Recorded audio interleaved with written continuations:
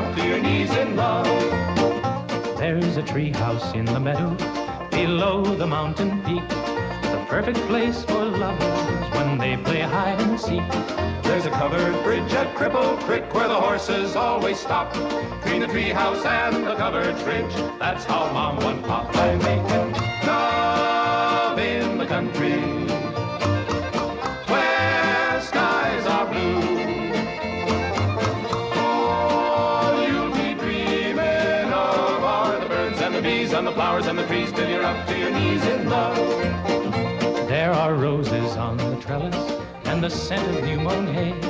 The clinging vine is jealous on the fence across the way. There's a great big yellow moon above and a breeze to sing a song. Between the roses and the yellow moon, a fella can't go wrong if he makes love in the country where skies are blue. All you'll be dreaming of are the birds and the bees and the flowers and the trees till you're up to your knees in love.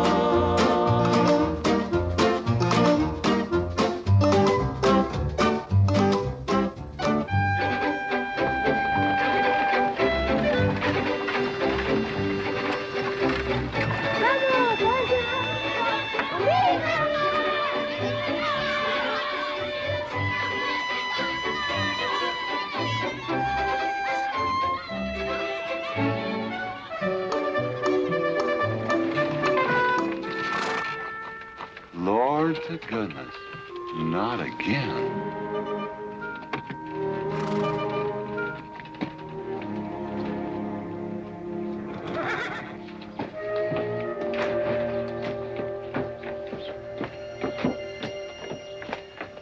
Howdy, Drago. Morning, Curly.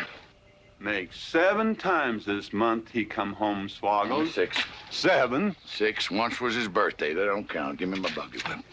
Didn't have anything for breakfast but 2 raw eggs and a mug of honey. No. Curly, Yes, boss. don't say it's a fine morning or I'll shoot you.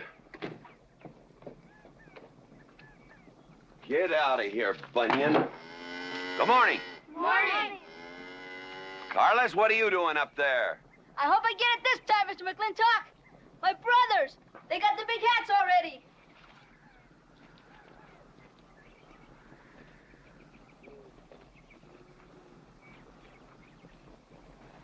All right, let them have at it.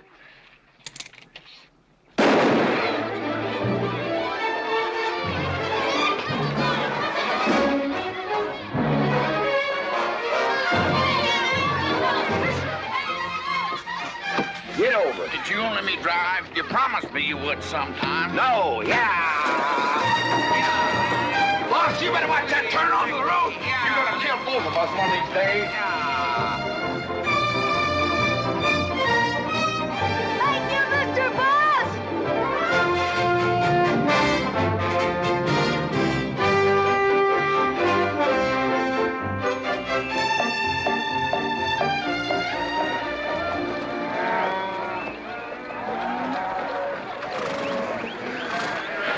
You got cattle in the back, boss.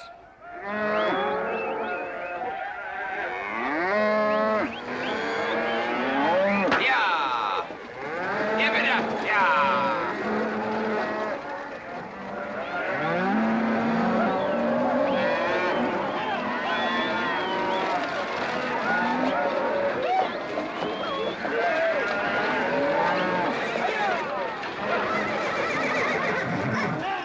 Keep 'em going.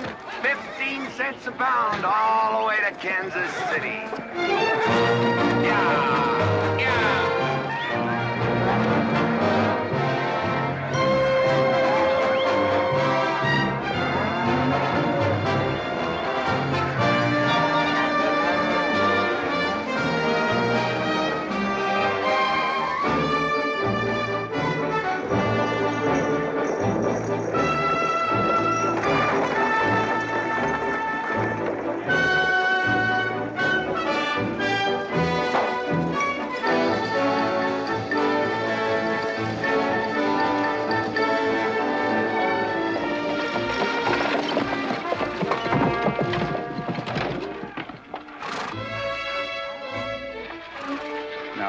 there's one old pensioner I wished you would pass up.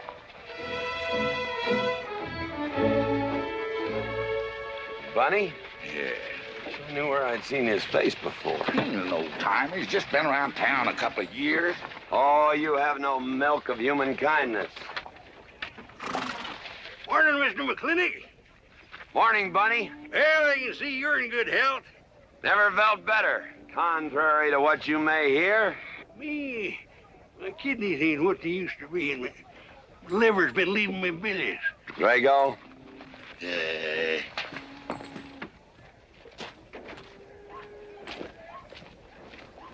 Hello, Ben. Hey, McLintock. Drago, throw that in the buggy. Yes, sir. The scrubby bunch of Sooners, huh? They are at that. Well, it ought to make Douglas happy, lining his pockets with land fees. What are we gonna do? I don't know what you're gonna do, Ben. Me, I do nothing. 200 families. Quarter of beef a week per family. They last 2 years. That can be a sizable number. I got 20 head to 1 of any other brand on the Mesa Verde. I'm not hollering. Some of us haven't got all the money in the world. Some of us ain't old and tired and feel like being put upon. You interest me, young Ben. Go on. So the first time I find one of our hides wearing our brand hung on one of them settlers' fences, I aim to kill me a plowboy. You do what you want, McLintock. We'll do what we want. Fellas my age generally call me GW or McLintock. Youngsters call me Mr. McLintock. All right, Mr. McLintock. Not because I'm afraid of. You're the big he-stud of this country. And I reckon a fella my age should call you Mister. Full grown now, GW. He's a half owner of the spread. I made him a full partner the day the doc gave me the long face. Well, you want him to vote the first time this territory becomes a state, don't you? Of course I do. These settlers get burned out, there'll be a lot of hollering that this country's too wild to be a state. We'll go on being a territory some more, with a lot of political appointees running it according to what they learned in some college where they think that cows are something you milk, Indians are something in front of a cigar store. I'm looking to you to hold young Ben down. I'll do what I can. Come on over to the house once in a while. We'll rack up a few hands of stud. GW, that'll be just fine.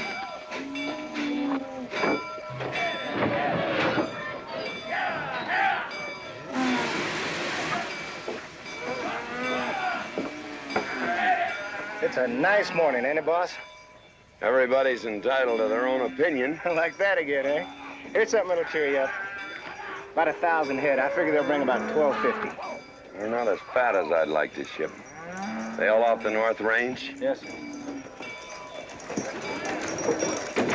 Settlers. Every one of them with a plow and a Bible. Not the slightest idea what the range is for. Drago! Drag out that hog leg. Yes, sir. Give me some attention. Yeah! People! People! People! People!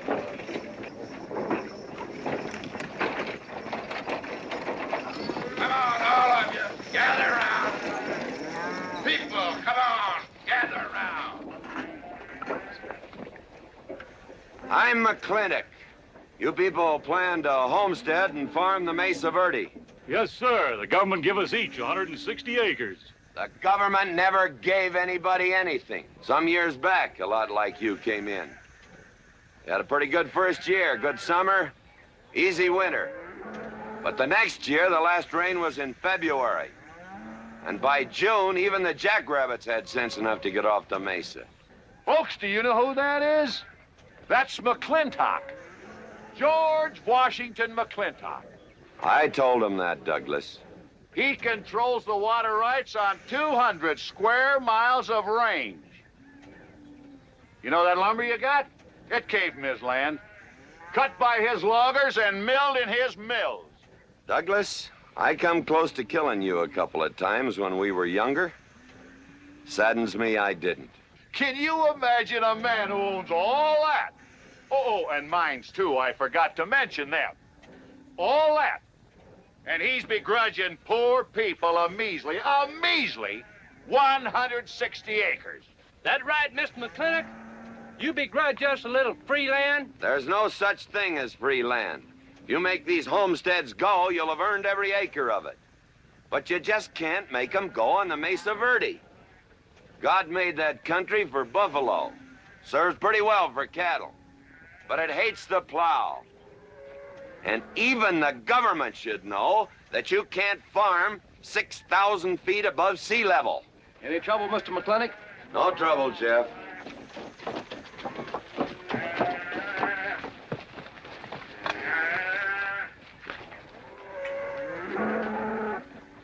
How about you, Douglas? Douglas? Just plain Douglas, eh? And you call him Mr. McLintock. Why? Well, Douglas, I guess it's because he earned it.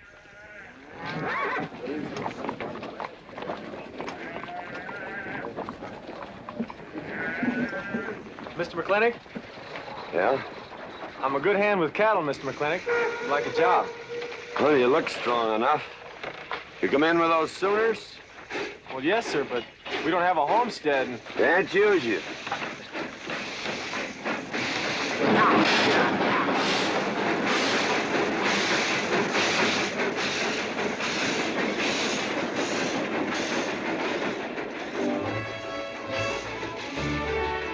Tough life, ain't it, Sonny? Hell, ain't much future in being a farmer around these parts.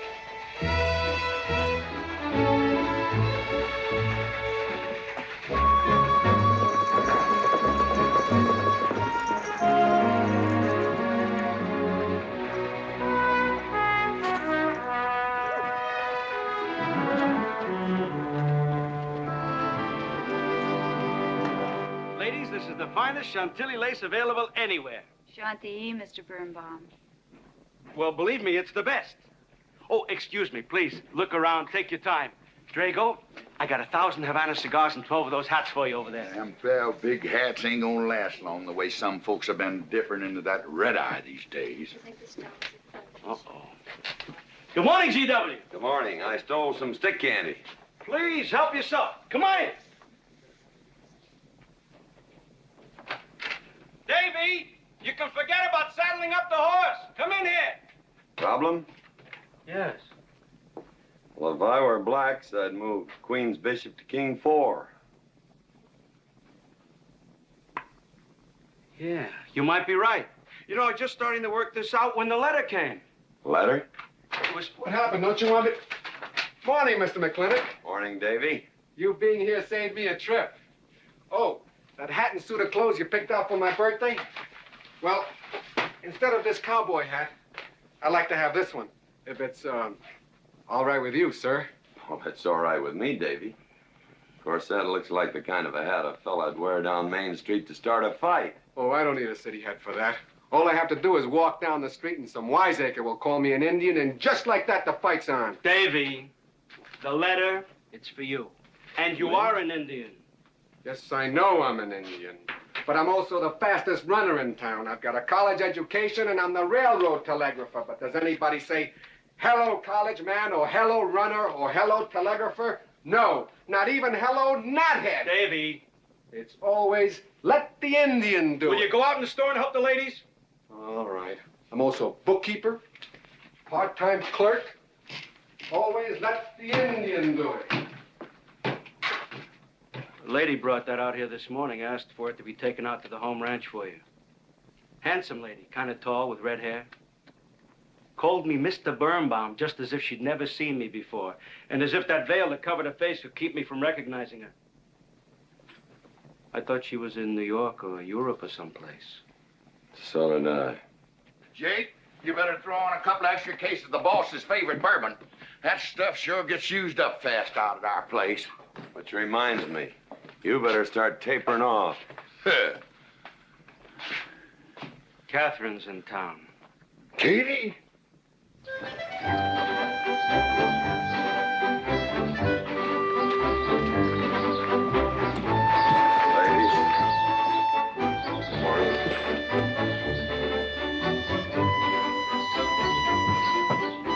Morning, Miss McLintock. Morning, Morning, Mr. McLintock. gentlemen.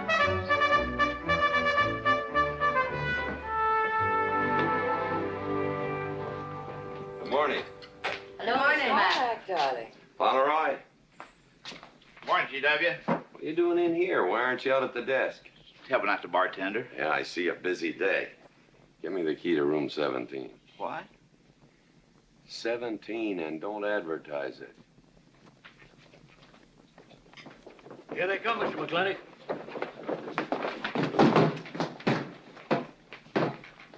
Set 'em up. Beer, whiskey. Day off? Off day. Wonder what he's so preoccupied about. Haven't you heard? No, what? Katie's back in town. Katie? Yes, dear. The social arbiter.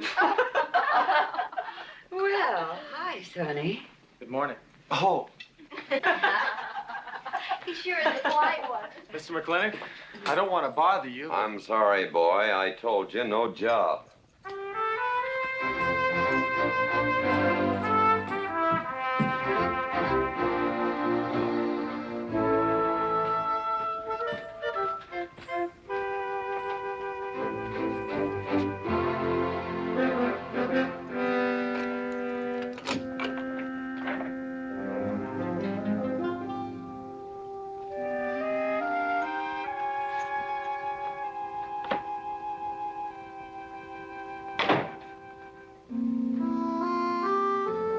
Catherine.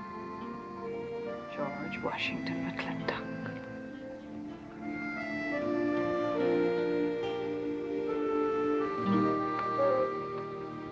I thought you'd want this.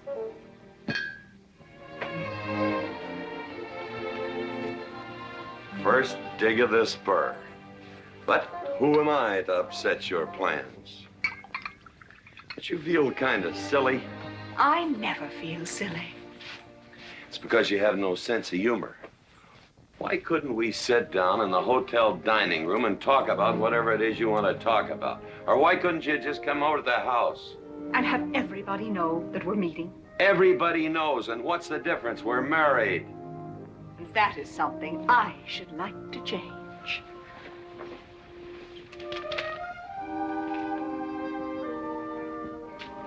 You know the answer, Katie. That isn't why you sent for me.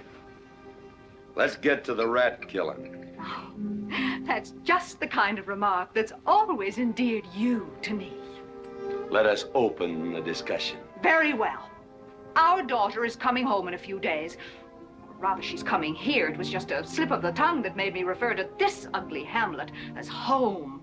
Our daughter. Is it so hard to say her name? It's Becky. Rebecca! I hate that name. Anyway, she's coming home. And I hope to persuade you to let her live with me. Part of the time in the capital, part of the time in New York, and, of course, Newport during the season. You're whistling in the wind, Katie. If she stays here, she'll become just as crude and as vulgar as all of this country. And if she goes your way, she'll be all show and no stay. Oh.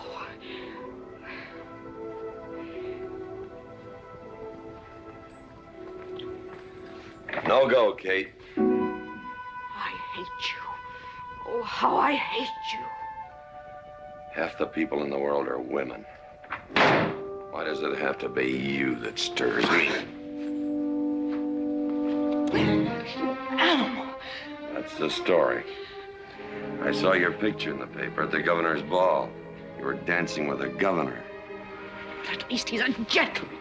I doubt that. You have to be a man first before you're a gentleman. He misses on both counts.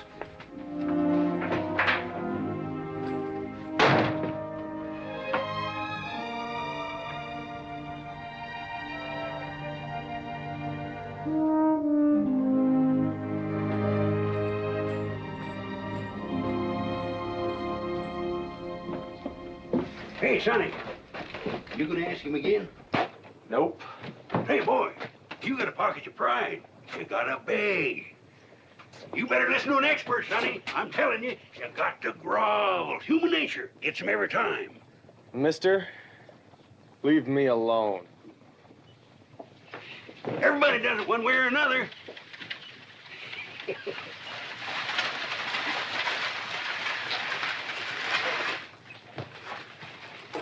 About that job, Mr. McLintock.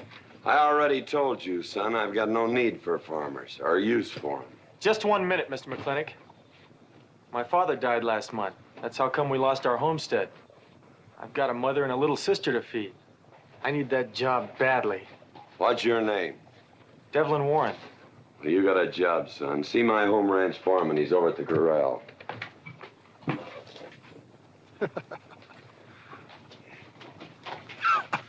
Step down off of that carriage, mister.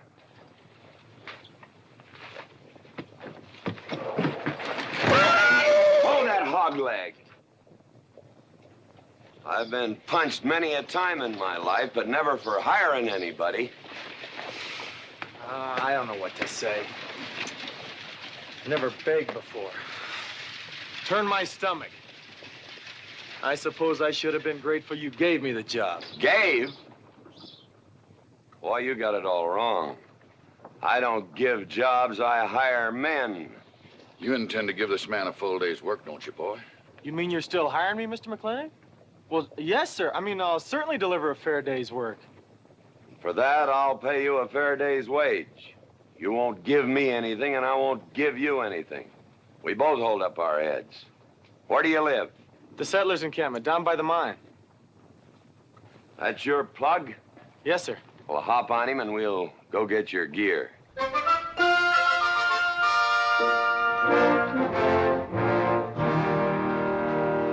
Yeah! Yeah!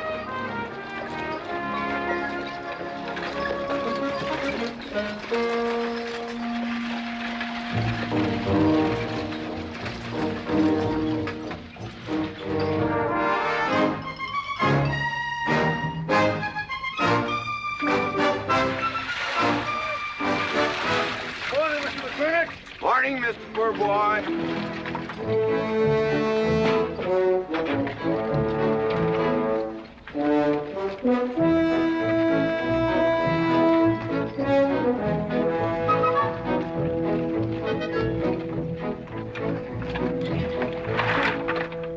I'm sure that all you fine people are interested in knowing just what portion of this new land will be your new home. Oh, Jones and McAllister, since you've been more or less the leaders of our group, I'd like to have you come up and check the exact location. Won't be a minute, sir.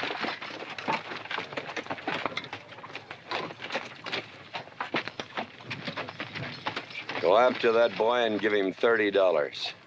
Tell him McLintock pays these riders a month in advance. From the looks of things, they could sure use it, too. Oh, Mom? It's Mr. Drago.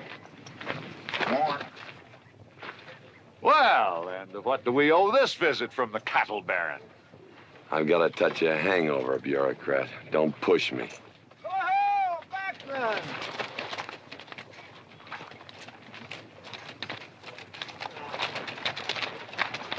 Say, those are Indians. Are there Indians in this homestead land? Friendly Indians, my boy. Oh, Macklin! Oh, running buffalo! Oh, Macklin! Long time we don't get drunk together. And it's gonna be a lot longer time, because it's against the law and you're with the sheriff. And if I got my hands full, they came into town to meet the train. The old Indian chiefs are coming home. I heard they'd been pardoned. They don't know when it's arriving, this week, next week, or next month. So in the meantime, I've got to do something with them. Could I cut out a couple of head of your steers to feed them? Otherwise, some of these settlers' milk cows are going to disappear. That's right, Macklin. Cut out whatever you need. Sheriff, are you going to camp these savages with all these settlers? You're asking for trouble. Mr. Douglas, I already have plenty of trouble. Please stay off my back. Running Buffalo, bring your people over to the clay slide. Go. Hello, Mr. Macklin. Tiny Mouse, it's nice to see you. You wouldn't believe it now, but 20 years ago, she was a mighty handsome maid. 20 years ago, you thought so too, Mr. Douglas.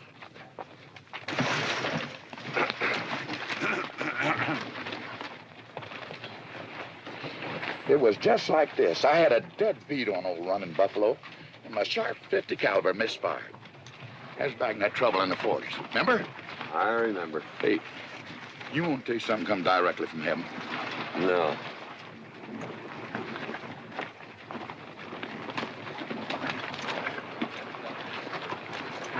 Where'd you get this? That boy's mama baked them. You thinking the same thing I am? She's a widow woman, boss, and she's got a long, hard road off. Hire her.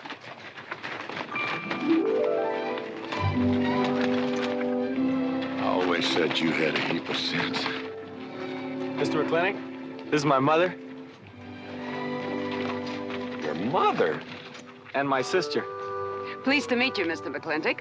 Ma'am, this here's my boss, and he has few choice words to say about your biscuits. Yes, Mr. McLintock? Well, they're great.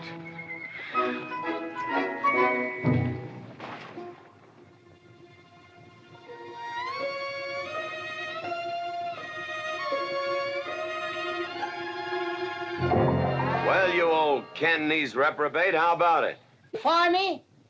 I'd kill myself. I'm not talking about firing you, I'm retiring you. You've been rustling food for us for 30 years. We're gonna put you out to pasture. All you'll have to do is give advice. Be one of the family.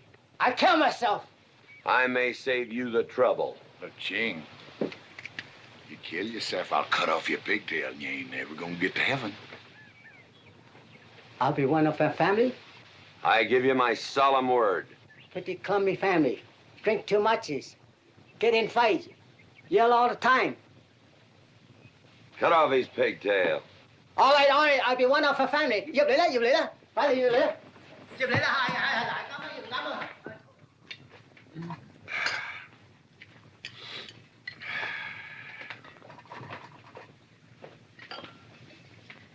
I hope everything is satisfactory. This is such a big house, it'll take me a while to get used to things. Now, please don't hesitate to tell me if anything is wrong. No bird's nest soup. Otherwise, just fine. Everything went nicely. Who's Finally, having it, fine. ma'am?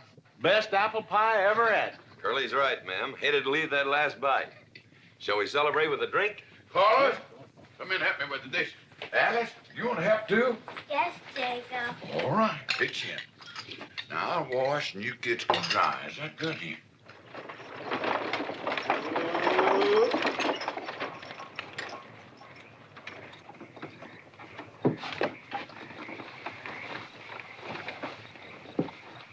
Don't seem possible one woman could use all them clothes.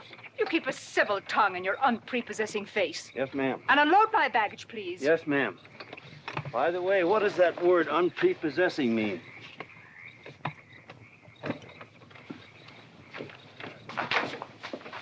Miss McLintock. Oh, hello, Carlos. Run and help the driver with my luggage. I couldn't trust anyone else in this house to do anything correctly.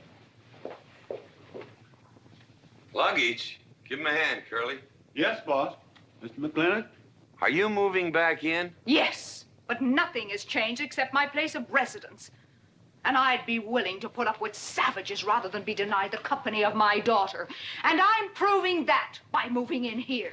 Mr. McLintock, since it's my first day, would you excuse me if I, Go ahead. Oh, Catherine, this is Dev Warren. He joined the outfit today. Please, ma'am. Thank you. Well, how refreshing.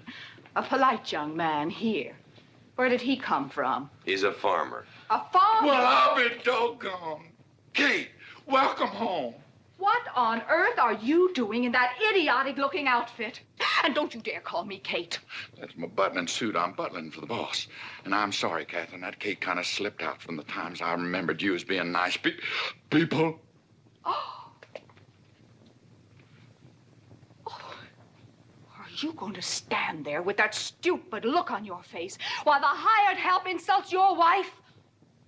He's just ignorant. He doesn't know any better than to tell the truth. And I can't help this stupid look. I started acquiring it as you gained in social prominence. Mrs. McLintock, where do you want I should What? Put him in the master bedroom. Yes. But move Mr. McLintock's things into another room. Oh, the one back of the stairs would be best so that he can't wake up the entire household when he comes home every Here's night. Just before daybreak. Yes, ma'am. Oh, excuse me. Here's your cigars, Mr. McLintock. I am Mrs. McLintock. Catherine, this is the cook. This is the lady does the cooking for us. Mrs. Warren, Mrs. McLintock. How do you do? Very pleased to meet you, Mrs. McLintock. Very pleased. Likewise. You see, I just came to work here today, and I guess I jumped to the conclusion that this was a bachelor's household. It is, and then again it isn't. I will explain so everything will be quite clear, Mrs. Wallace. Mrs. Warren. Mrs. Warren, it has been a bachelor's household for quite some time. And it will be again just as soon as I am out of here, which will be as quickly as I can make arrangements to take my daughter back east with me.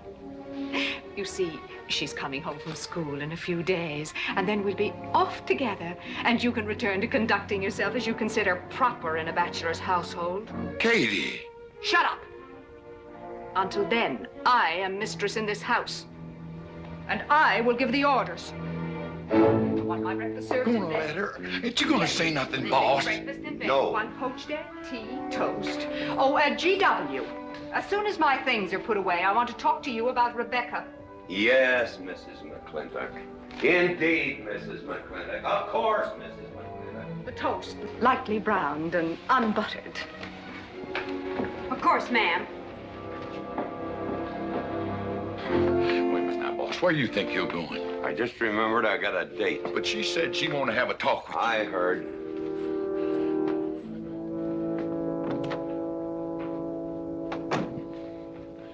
Good evening, Lem. Good evening, Mr. Mack. Yep.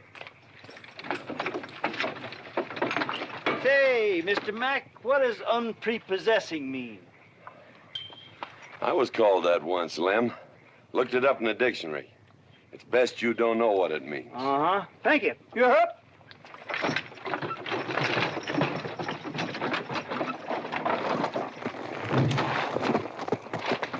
Hey! What am I gonna tell her when she asks where you went? When in doubt, tell the truth. She wouldn't expect that from you anyway. Where's Mr. McLintock gone? There he goes, burning his last bridge. You see a yellow streak about a foot wide running up down his backbone. Well, Mr. McLintock? He ain't afraid of nothing. I once thought that.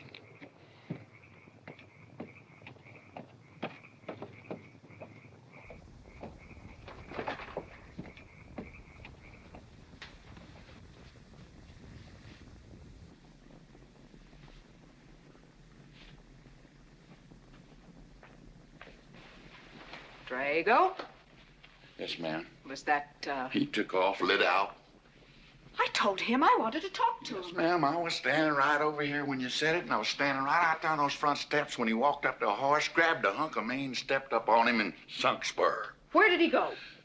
Last time I saw him, he's going east. But you know him, he's liable to go north, south, or west. Get me a carriage. Yes, ma'am, but But what? maybe you shouldn't follow him into maybe where he's going into. What does that mean? I don't know, but I wish I hadn't have said it. Just get the carriage. Yes, ma'am. What happened? Get the Bruce. Baruch? Hitch it up. She wants to go to town. But Mr. McLintock never said anything to me about it. Look, young fella, I'm the ramrod around this place, and you better start giving me a yes, sir. You're gonna get the roof of this house pulled down on your head. Yes, sir.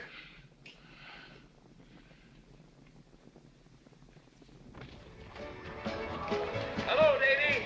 Hi, Mr. McLintock. New room, eh? Big, please. Hello, Bunny. How is everything? Oh, fine, fine, Mr. McLintock. I'll get you next time.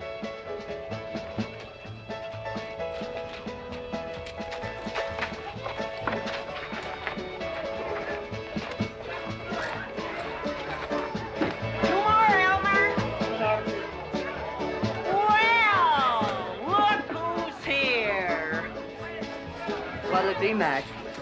Same as usual? Ladies. Evening, GW. Jake? Wrong move. What? Chess problem. Queen's in danger.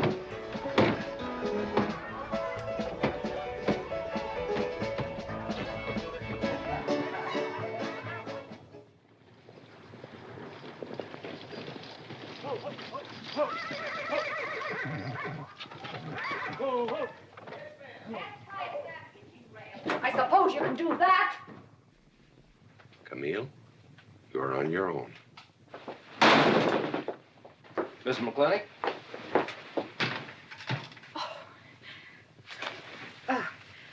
I'm Camille. Camille Reedbottom. I'm learning the game of chess. Thought it would give me something to pass the time. See, I have nothing to do all day long, and I just remembered something.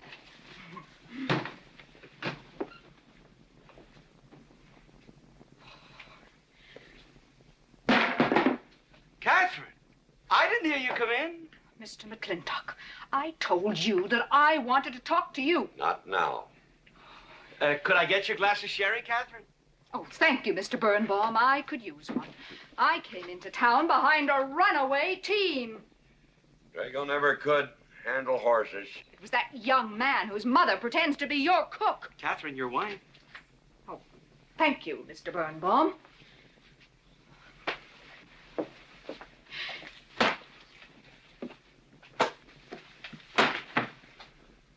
Now, Mr. McLintock, we have an awful lot to talk over. First thing I learned about Indian fighting was to wait for daylight. What has our conversation got to do with Indian fighting? Indian fighting is good experience for our kind of conversations. Oh. It'll wait, Catherine. Evening, Sheriff. Mr. McLintock, we had quite a ride out here. Oh, I finally got that team settled down. It's your move. No, it's your move. I just castled. Oh. Now, look here. You're not going to sit here all night long and play chess when the matter of our daughter remains unsettled. I am going to remain here and play chess, and the matter of our daughter is settled. She stays. Oh, such stubbornness. Catherine, your hair. Oh, it is a mess after that awful ride. No. It's just that I haven't seen you for a long time. And it seems to me the last time I saw you, your hair was a little darker, no?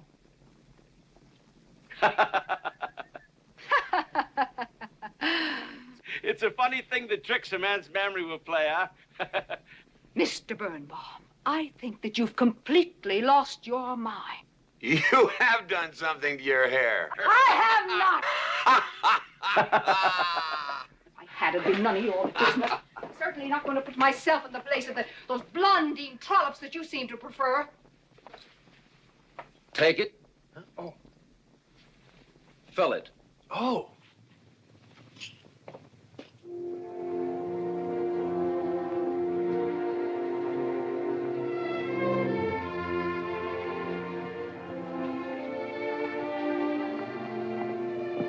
Morning. You fellows still at it all night? Well, McLintock never quits. But a Birnbaum has to. Besides, the game is over. You got me. Oh, no, Mr. Birnbaum. You've still got a good game. Oh, you play chess? Please, take over.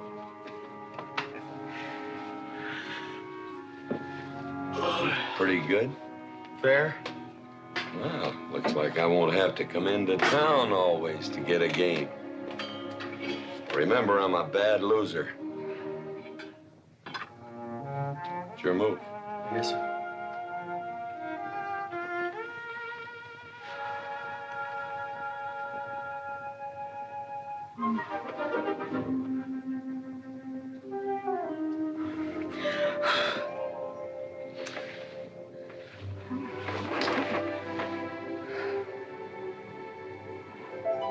Good morning. Good morning. Oh, it's morning already. Mm-hmm. Cup of coffee? Oh, yes, thanks, Jake. You're welcome, Catherine. Got any cream? Canned cow's milk. That'll do. Good old condensed milk. That reminds me. I was cleaning out my desk the other day. I found something I wanted to return to you.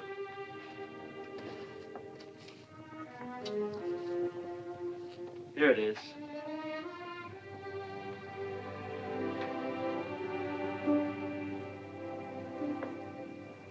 It's a medal, remember? From the President of the United States of America to First Sergeant Michael Patrick Gilhooly for bravery above and beyond the call of duty. It's your papa. Reminds me of the first time I ever saw you. It was over 17 years ago. You walked into my store, not much bigger than the bundle you were carrying. And in the bundle was the most beautiful baby I ever saw. And was she hungry? You walked all the way from Superstition Creek just to trade me that medal for a case of canned milk. GW was off somewhere as usual, fighting Indians. Sheriff! Sheriff Lord! Well, have you seen the sheriff? Kind of early for him. To try his house? Why didn't I think of that? Looks like Birnbaum's is open. Maybe somebody in here knows. So there you are, Sheriff. I told you you were headed for trouble. Trouble? I want to know by whose authority you let those Indians stay in town. Those savages are wards of the government, and I am the representative of I that told Sheriff Lord that he could put him up down by the clay side. Because the town's named after him, he thinks he owns it. Well, you check the books in the recorder's office, and you'll find I do own a fair piece of it. Agard, if you knew anything about Indians, you'd know that they're doing their level best to put up with our so-called benevolent patronage, in spite of the nincompoops that have been put in charge of it. Those Indians need my permission to leave the reservation. Those chiefs have been giving orders all their lives. It's pretty hard for them to understand that they have to hold up their hand like a schoolboy in a classroom. The law is very clear. I told you you'd get no satisfaction from these people. But we'll get the girl back. Girl? The girl the Indians kidnapped. But don't worry. I armed the settlers and set them to rounding up those red devils. What is this about a girl? Millie Jones, one of the settlers' daughters. The Indians kidnapped her. That's ridiculous. And you turn loose a lot of farmers with shotguns? I certainly did. You're insane. Let's go, Sheriff. Mr. Douglas, Oh, Miss McLintock. much as I hate to agree with GW about anything, you haven't changed a bit. You're still an hysterical fool.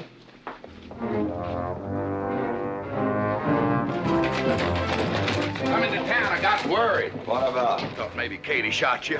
Not yet, Drago, but it took restraint. Wait a minute. We better take Agard along. Not that he'll be much help. Drago, have him on the horse. Just a minute. Well, I'll drive. Yes, ma'am.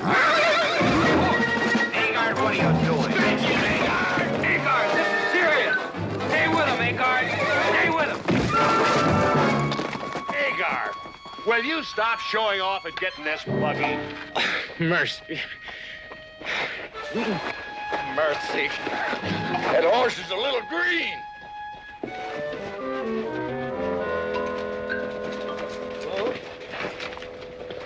Let's go. Yeah!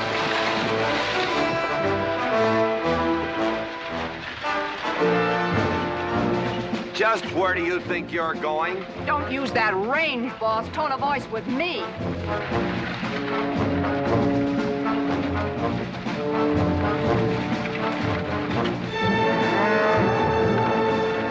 Carter!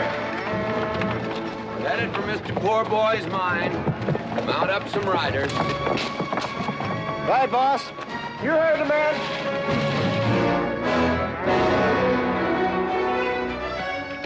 I don't like it, Mr. McLintock. I don't like it one bit. What don't you like? They're planning to hang an Indian.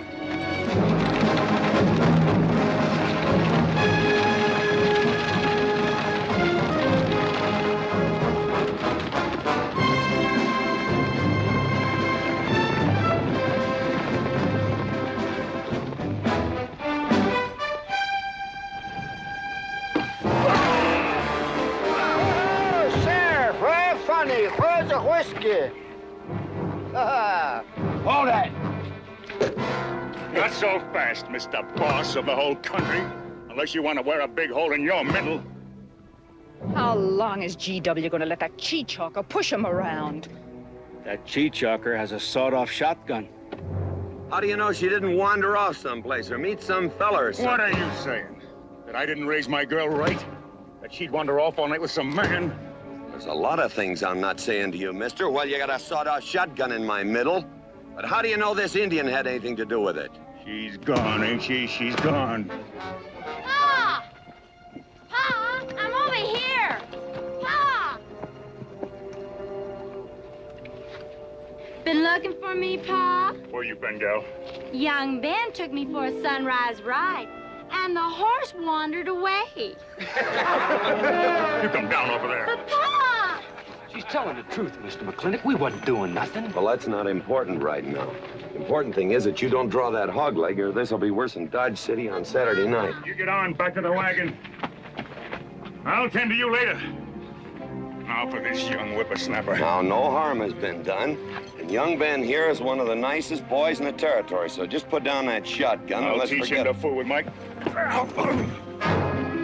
Now, we'll all calm down. Boss, he's just a little excited. I know. I'm going to use good judgment. I haven't lost my temper in 40 years.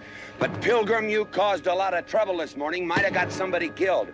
And somebody ought to belt you in the mouth. But I won't. I won't.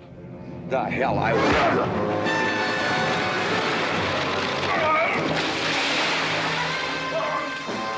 McLintock Rider!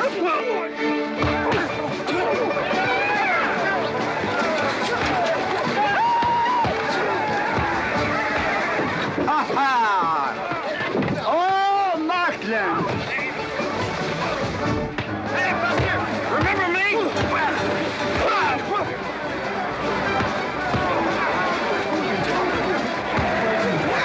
Hello, sir.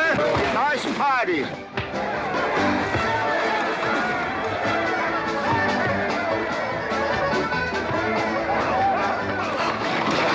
Do you think you ought to? I ought to what?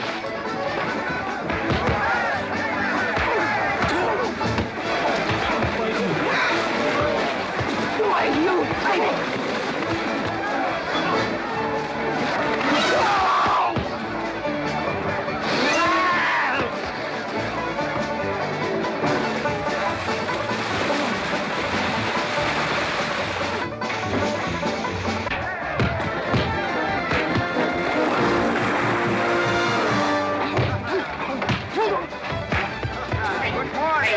I want to work with you. Hey, just a minute. What do you do? My glasses. Hey, now stop this or you'll be sorry.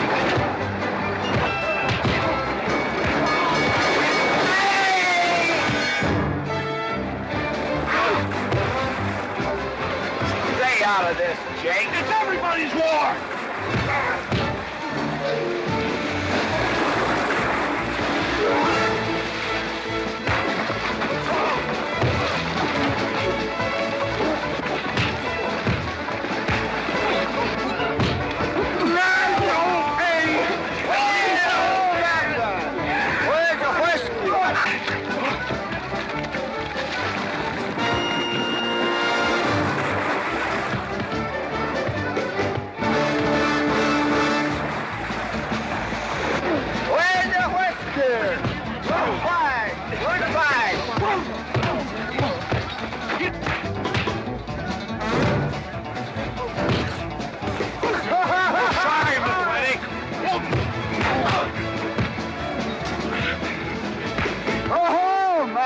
Thanks.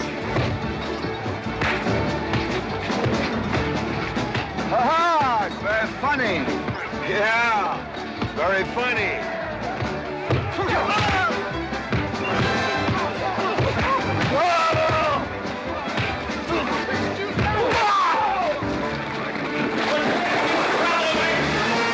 Guys, Mr. Douglas, I'm sorry.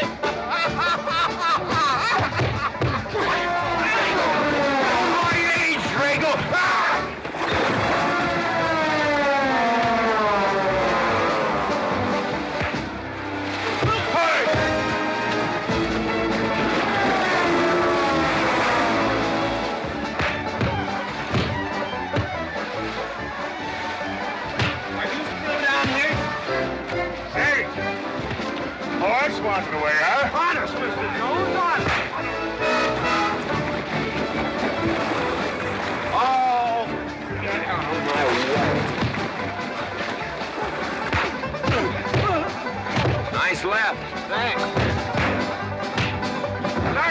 college. For this, you don't need college.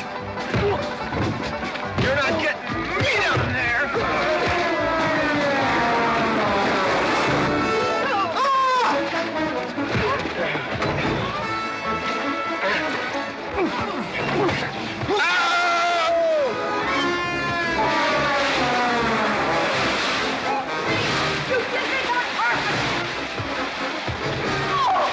Why, McLintock, you big...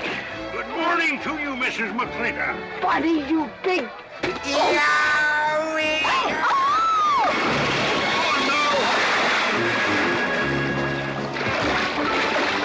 G.W. McLintock, you big, great big clumsy... Well, it's pretty hard to control yourself.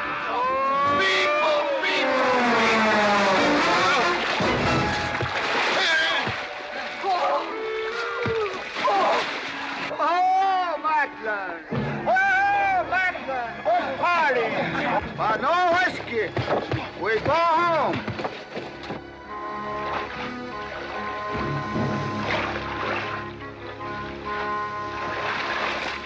You and your friends! Well, we at least saved your hat.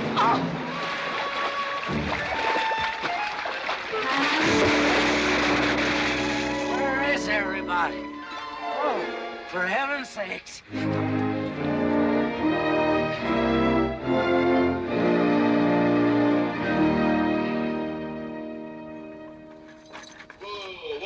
Drago, will you never learn how to handle a team? Yes, ma'am, I'll sure try. I'll tell you that now. Try me family. You want to lose your pigtail? I lose face. Lousy little tips. You want to lose more than that? Kate, Yes? we could be a big help to one another. Like what, may I ask? Oh, we could wash the mud off of each other. We used to have quite good times doing that sort of thing. There are a lot of things we used to do. Good night, Mr. McLintock.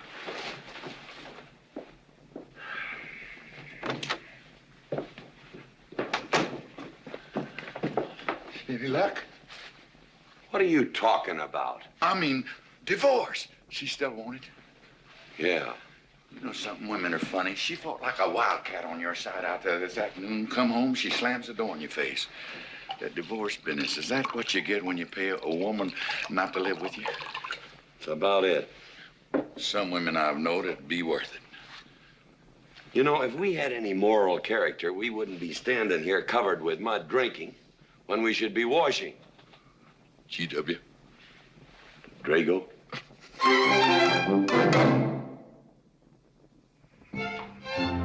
Miss Warren, these biscuits. Oh, thank you, Drago.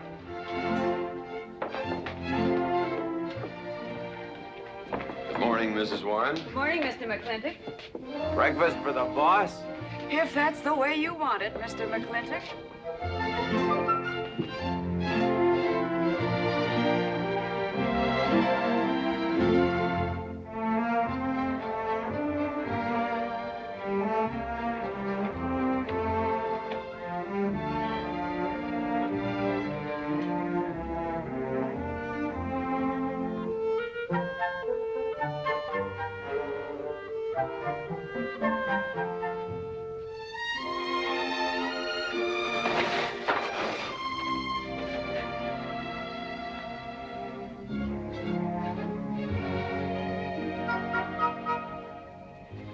One poached egg, tea, toast, lightly browned, and Why, Mrs. McLintock, you have a black eye. I do. Ooh.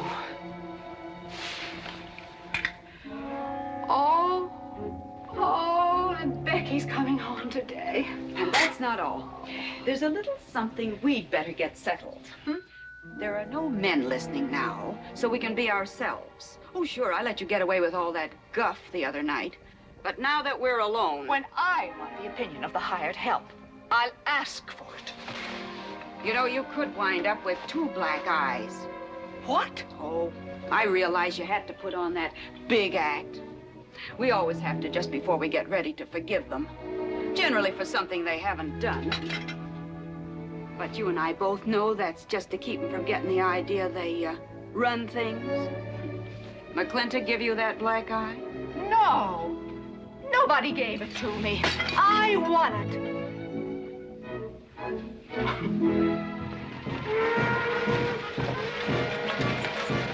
Morning, Davy. Morning, Mrs. Beach. Mr. Beach.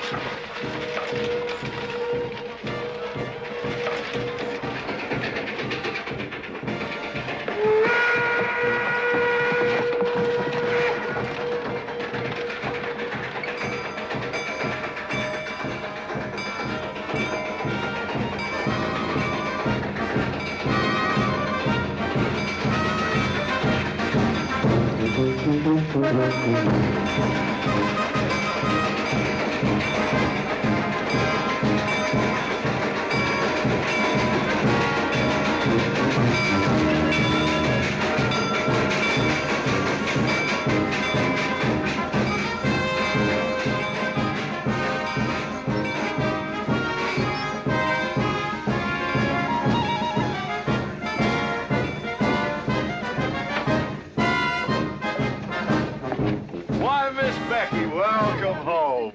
Hi, Dad. My boy! Good to see you again. Daddy! Well, Daddy! Oh.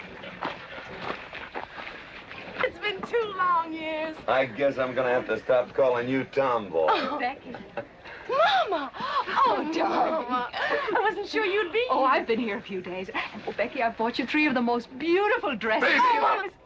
Uncle Drago! Oh! Did you bring your old uncle a coming home present? Sure did. What is it? A mustache cup. And what did you get me? Prettiest Palomino pony that ever packed a saddle. Broke the stand, drowned, tie, and the counter. Oh! Uncle Jake! Oh! What are you doing in Mr. Douglas's tuba? Oh, Mr. Douglas has had a little accident. I brought you a whole shipment of licorice sticks. But now that I've seen how much you've grown, I think we better exchange them for a couple of bolts of dress goods, huh? Thank you. Oh, the mayor was going to be here, but he had to go to the territorial capital on a horse theft matter. But I'm going to give his speech. Oh, and don't worry about the mayor. I'm sure that he can find a bill of sale for the horse.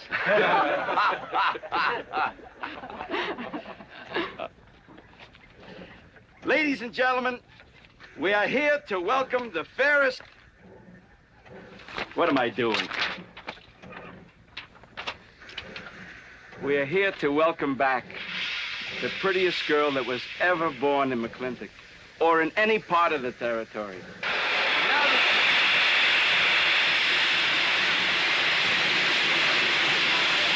Hey, Davy! Yeah? Got something for you. Yardmaster up at the junction told me to let him ride, so I locked him in here. I've had my scalp a long time, and I aim to keep it.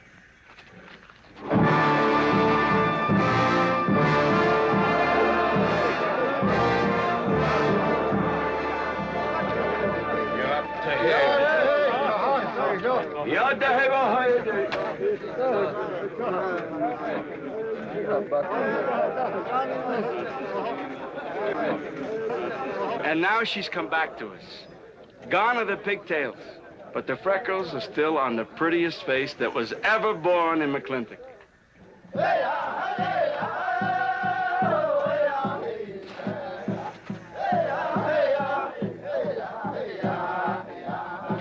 Hey, that's Puma. And it's true. The government did turn them loose. Good old Puma. I'll never forget when he brought G.W. home. Your father had a hole in his chest and 104 fever. Of course, they weren't very mannerly about it. He came past the house at a high lope and threw him on the doorstep. And you do remember them good old days, don't you, Katie? Catherine.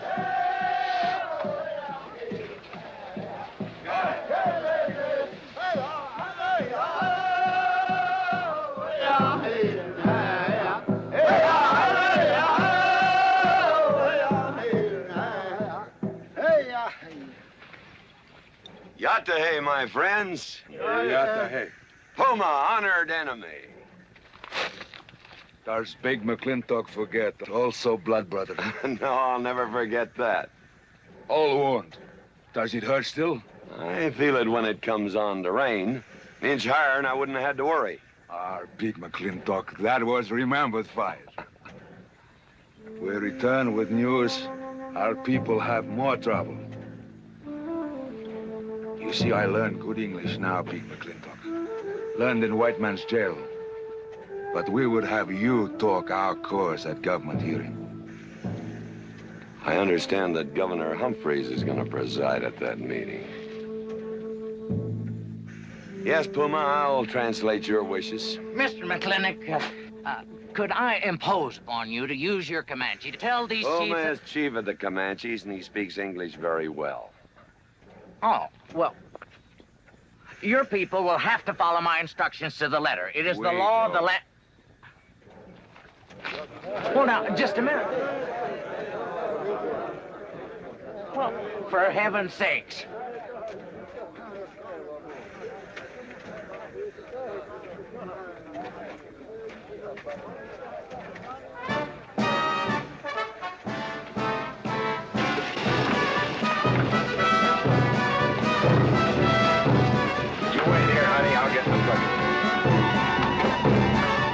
McLintock party? Surely. Will I see you there, Beth? Of course, Davy, and you can have the first thing. Sis? Don't want any sister of mine talking to strangers. Davy's not a stranger. He clerks in burn barns. He's an Indian.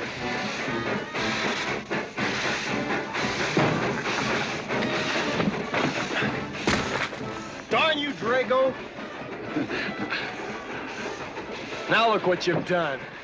Baby, this is Devlin Warren. He works for you, Papa. Dev, this is Miss Becky McLintock. Those are my things.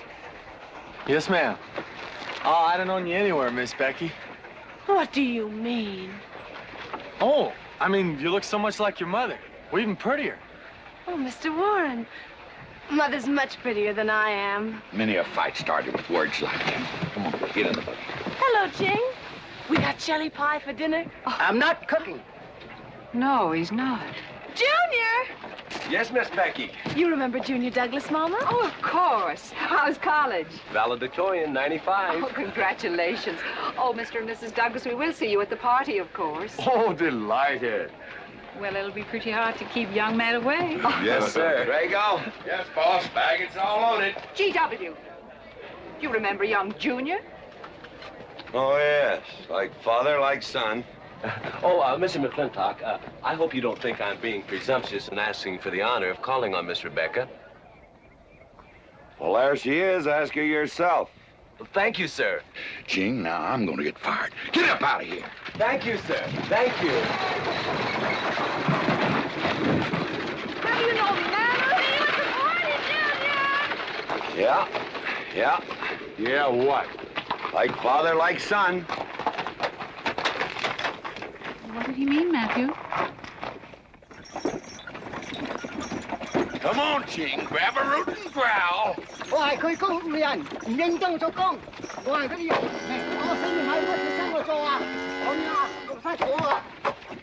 you're doing a good job, Miss McLintock. Thank you, Miss Warren. Deb, when you're finished there, go over and help Drago with the beer cakes. Yes, Mom. Deb, could you come and help me a minute?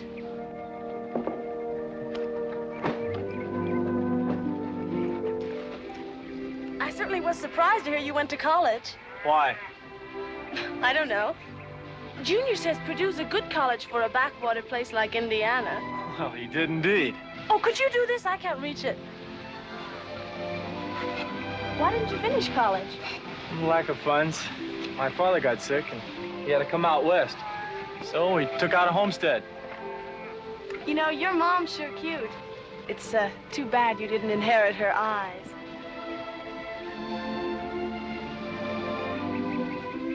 Well, you'd been lucky if you'd inherited a few things from your father. Oh, really? For instance?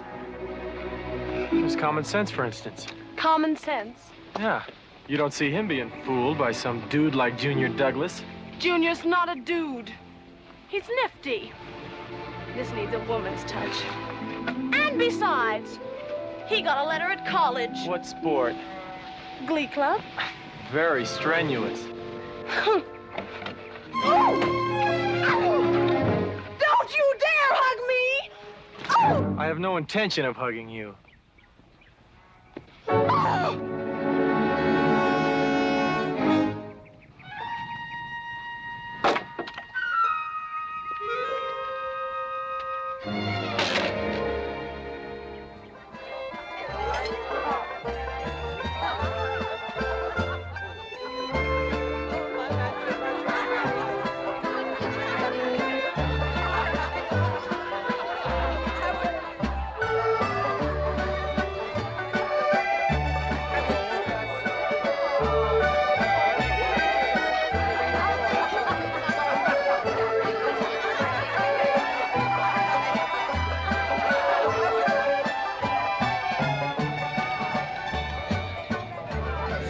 Ladies all look lovely, Catherine.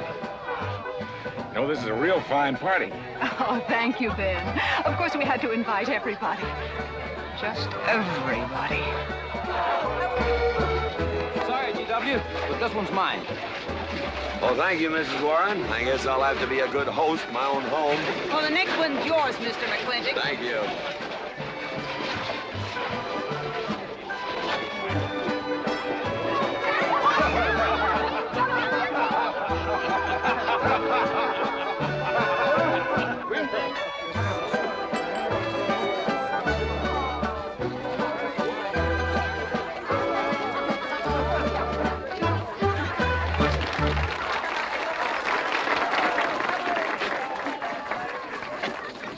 Drago, go and do what I told you to do. Oh, Katie.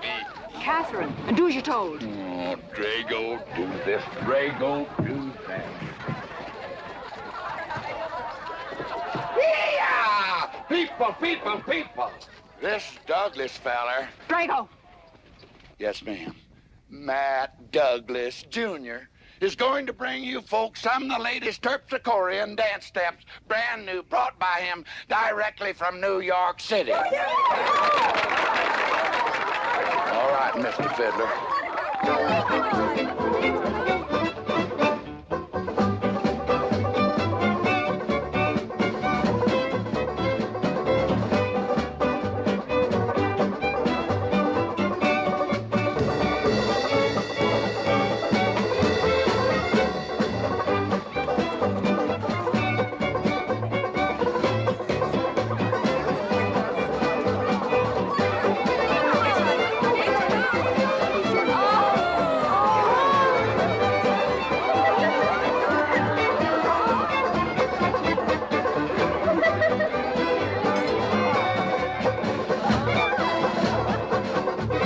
Give me a whiskey. Put Williams on board. What? Just turn a 10-gallon party, boss. We'll run out of whiskey. Well, I can take care of that. 你 Shane. 學校整咁個個我做升我做廣告。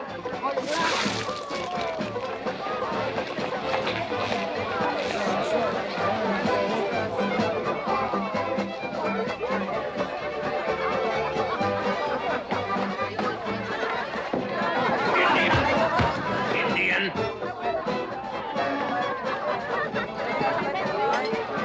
And you still got any ideas about asking my sister to dance? Get up and we can do this all over again. Yes! That's enough. You fought it. It's all over. Quit butting in, Birnbaum. He's a hired man, not your son. Look, you fought him fair and square. I don't think it was so fair and square. Well, you want to take up where he left off? If I did, you wouldn't find it so easy. Look, now we've had enough of this. Well, when are you gonna quit walking away? Just as soon as we're out of sight of the party. The lesson I learned back home, don't fight in front of women. Well, we're out of sight now, so we are.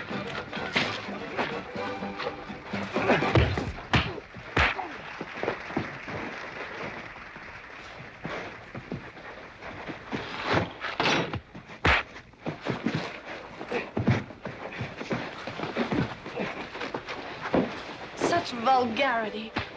Someone should do something about it. You're right. Absolutely right.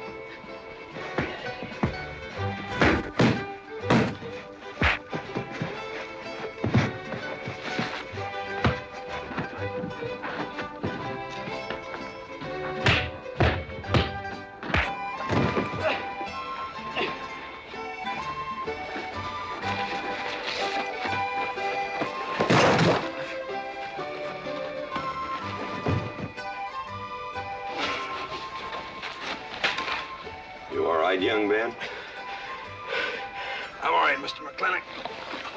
Pretty fancy fighting for a country boy. 2 years at Purdue, Mr. McLintock, on the boxing team. I never thought any farmer could whip me. But you sure did. Better get him cleaned up. Get him some water, Jake. Yeah.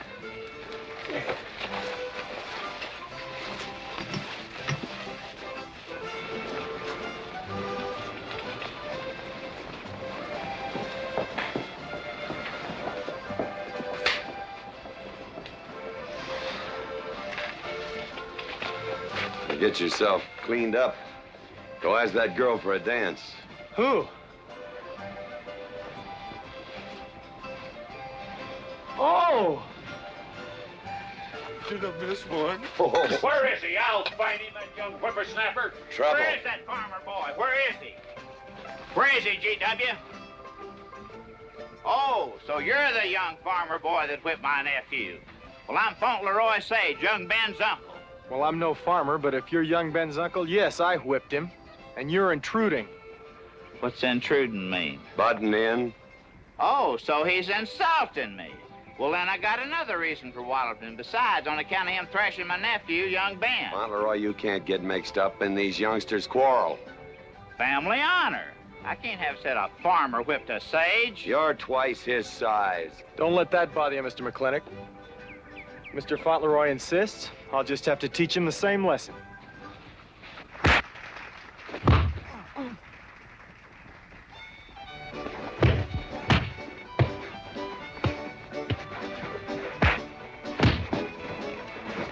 Say!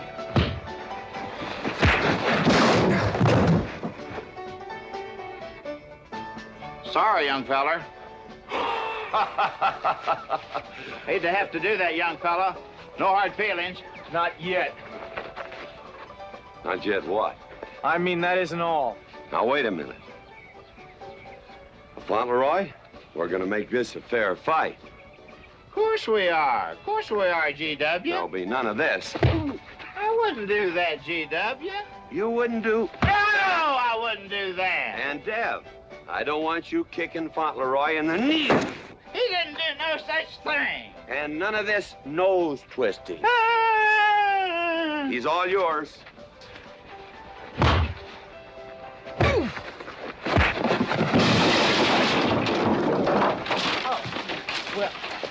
Well, where are my glasses? You all right, young feller? Ouch! I'm all right. This Indian agent will stop stepping all over me. I beg your pardon, G.W. You're just funning me. But I want you to know that boy fought me a fair fight. Well, I'm glad to hear that, Fauntleroy. Here's my uncle. Fauntleroy, what have you been doing? I hope my uncle didn't bother anybody. No bother. I think we'd better join the ladies before they get curious. Drago. Fauntleroy, let's line them all up for a do-si-do. Jake, you think tincture of arnica would help? Could be. Used to help you. Gentlemen, to the medicine cabinet.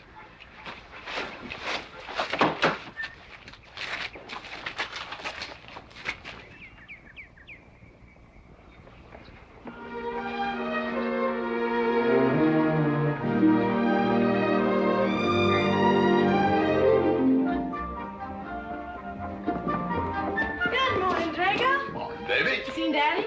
Took off early this morning with a scattergun over his arm. Went hunting.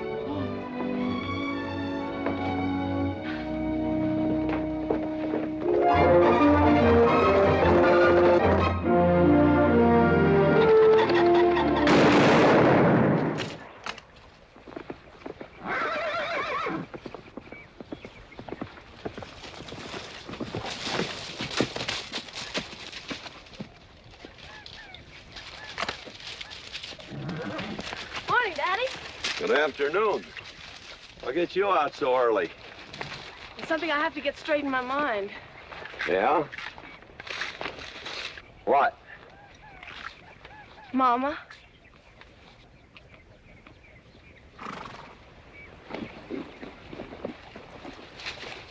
Why'd you and Mama stop living together, Daddy? Why'd you separate? Aren't you going to answer me? No. is sort of my business, I think. I don't. Is it another woman? Usually is. At your age, you always know what's usual. Is it Mrs. Warren?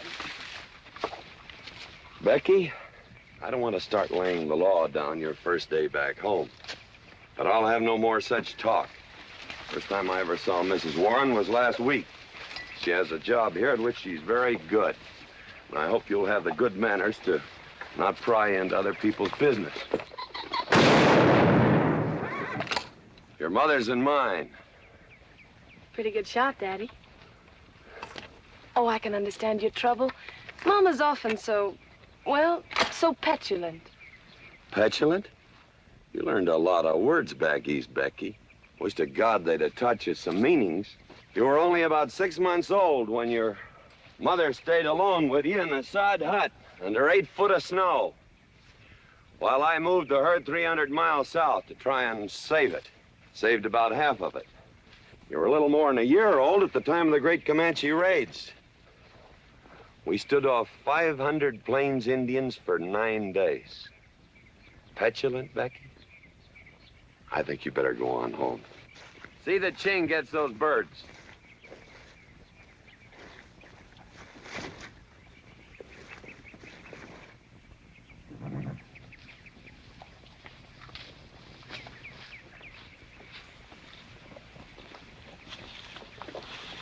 Becky,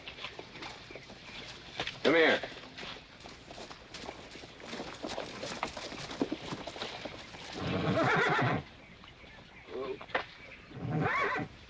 There's something I ought to tell you. Guess now's as good a time as any. You're gonna have every young buck west of the Missouri around here trying to marry you. Mostly because you're a handsome filly. But partly because I own everything in this country from here to there. They'll think you're gonna inherit it. Well, you're not. You're gonna leave most of it to, well, to the nation, really. For a park where no lumberman will cut down all the trees for houses with leaky roofs.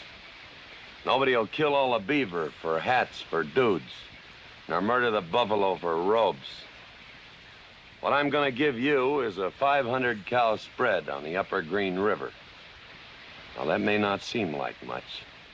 It's more than we had, your mother and I. Some folks are gonna say I'm doing all this so I can sit up in the hereafter and look down on a park named after me. Or that I was disappointed in you. Didn't want you to get all that money. But the real reason, Becky, is because I love you. And I want you and some young man to have what I had. Because all the gold in the United States Treasury and all the harp music in heaven can't equal what happens between a man and a woman with all that growing together. I can't explain it any better than that.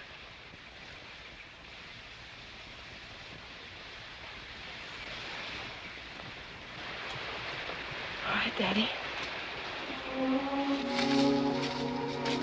Becky.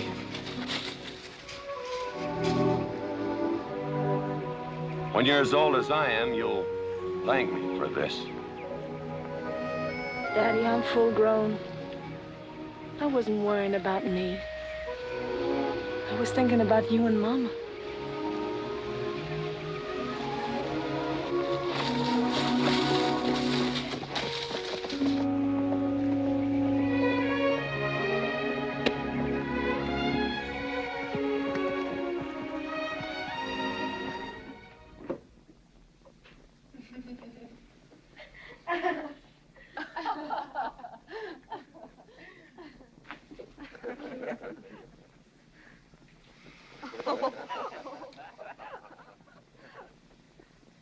Oh.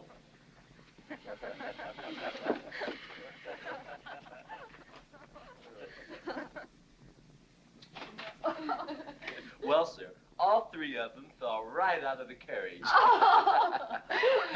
Well, it's getting rather late, Becky. It's bedtime. Oh, Mother. He brought this. He must have intended to use it. Oh, well. Sing us a song. Well, if you really want me to. Gosh, I haven't played in You quite know just right for me. Sure. It's the rage now. Oh. Oh. Dev, what are you doing? Oh. I just thought I'd get another cigar. Well, you've got one in your mouth and two burning in the tray. Not move. Fellas want me to play all the time. You're cuter than a baby steer and softer than a mouse's ear. I want the whole wide world to hear.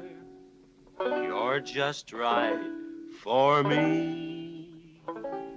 You're sweeter than...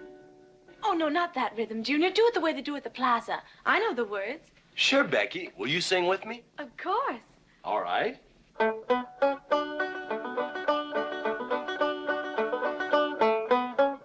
love a man who's witty and smart and clever. It's your move. Oh. Oh, Deb, you're playing like an amateur. Let's call it an evening. I'd like to know where your mind is tonight. You're sweeter than the early spring or bluebells when they start to Pretty good. You Voice like her father. feel like a king. You're just right for me. Sweeter than honey, finer than wine. I'm sure they found you on that honeysuckle vine. I would melt in your embrace. You disappear without a trace. To die like this is no disgrace. This is the time. This is the place for you. Just Right for me.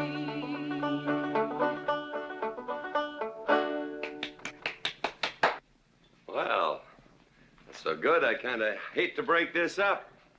But we're going to have that Indian hearing tomorrow morning. Sir, about our conversation earlier this evening, I believe I'd better apologize. Yeah?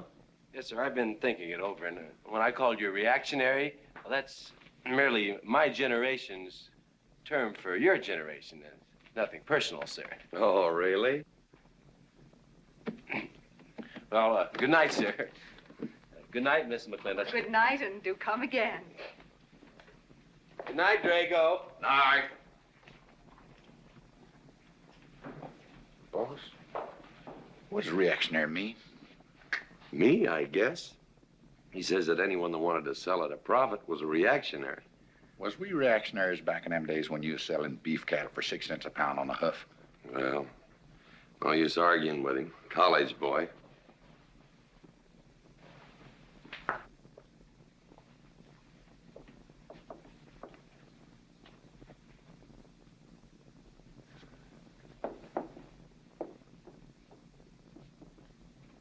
Devlin Warren, if you was my kind of man, you wouldn't let some dude walk off with the prettiest girl west of Denver without putting up some kind of fight. Does it show? Well, what can I do? I'm just one of her father's employees. I'm just a hired hand around here. Every so often, Dev, you spill the strangest ideas. Everybody works for somebody.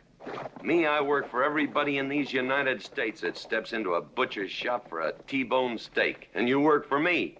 There's not much difference. Daddy, the most terrible thing just happened. Junior's horse ran away. The one he rented at the livery stable. Tied up a rented horse by the reins. He's probably back in the stall by now. I think we could get Junior something that he can ride.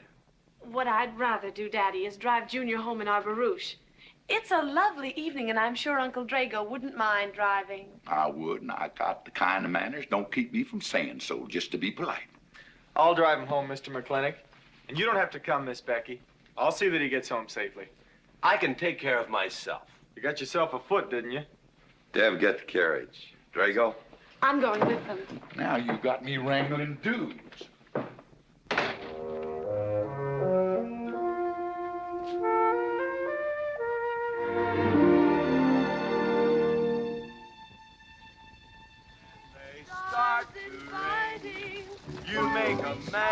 feel like a king. You're just right for me. Miss Becky, somebody better help me watch the road. You know, I'm new around here. Might take the wrong turnoff. Devlin Warren, you know there isn't a turnoff between here and town. You disappear without a trace. To die like this is no disgrace. This is time. This is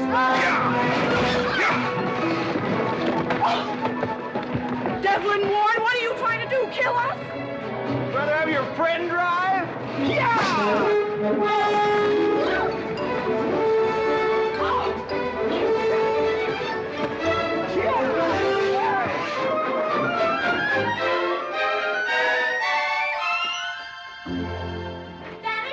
Daddy, I have never been so humiliated in my entire life. I said what I said, and I'll stand by it to the death. Shoot him, Daddy. Shoot him at once. Why? My honor is at stake. Well, now, Your Honor. Absolutely. He impugned my honor. Impugned? What does that mean? Slander. He slandered my honor. He did? I said what I said, and I'll stand by it to the death. He admits it, see? Shoot him. Well, what is he admitting to? Why, he called me a... I won't even repeat the word. I didn't necessarily call you anything, but I said what I said, and I'll stand by it to the death. Well, just for the tally books, what did you say? I said that any girl who would permit a man to kiss her before they're formally engaged is a trollop. He said it again. Shoot him. Now, hold on. No, don't hold on. If you're my father, if you love me, you'll shoot him. Well, I'm your father, and I sure love you. So?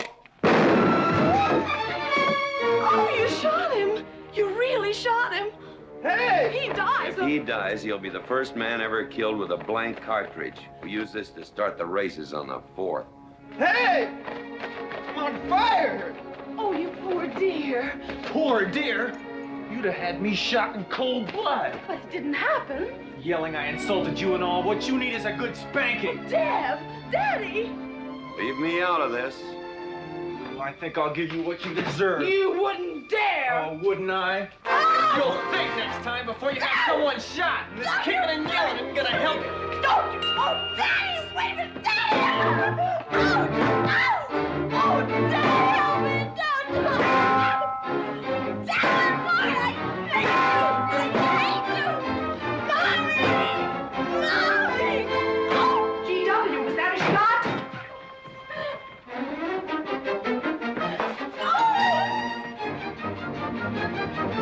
Oh, Becky, what happened? He spanked me! You spanked my daughter? Dev. You mean you stood there while that brute beat our daughter?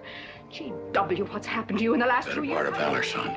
Oh, isn't it enough that you've always treated me like a squaw without subjecting dear, sweet Becky to this crude, vulgar way of Catherine, life? you women are always raising hell about one thing when it's something else you're really sore about. Oh. Don't you think it's about time you told me what put the burr under your saddle about me?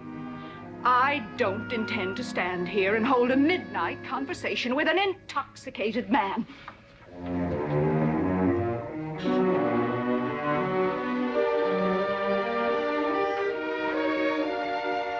And I am not intoxicated. Yet.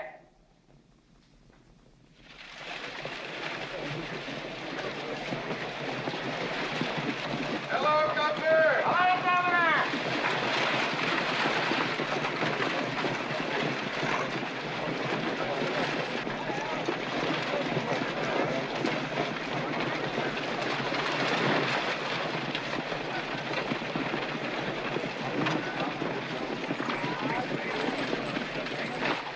Chief Puma? Yes, Sergeant. Big McLintock, we know you get us fair judgment. You gentlemen, follow me.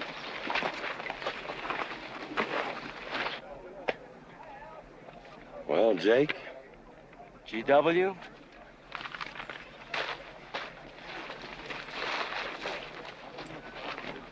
Well, G.W., it's been a long time. Not long enough.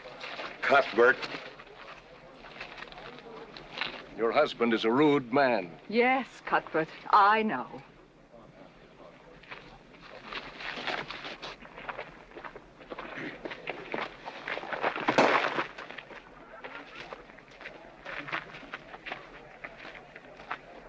Where you want the Indians, Mr. McLintock? Mr. McLintock is not running this hearing.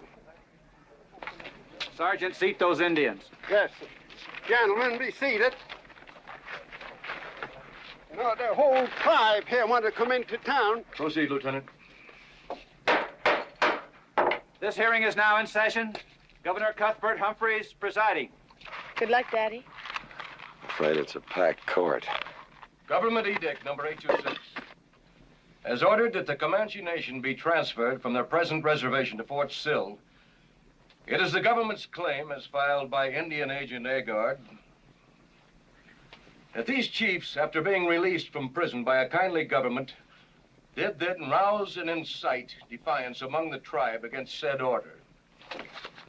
It seems, gentlemen, that although some of these chiefs speak English, Chief Puma is quite at home in our language, they have chosen Mr. McLintock to be their spokesman. I speak for the Comanche, or rather I offer this translation. Proceed, Mr. McLintock.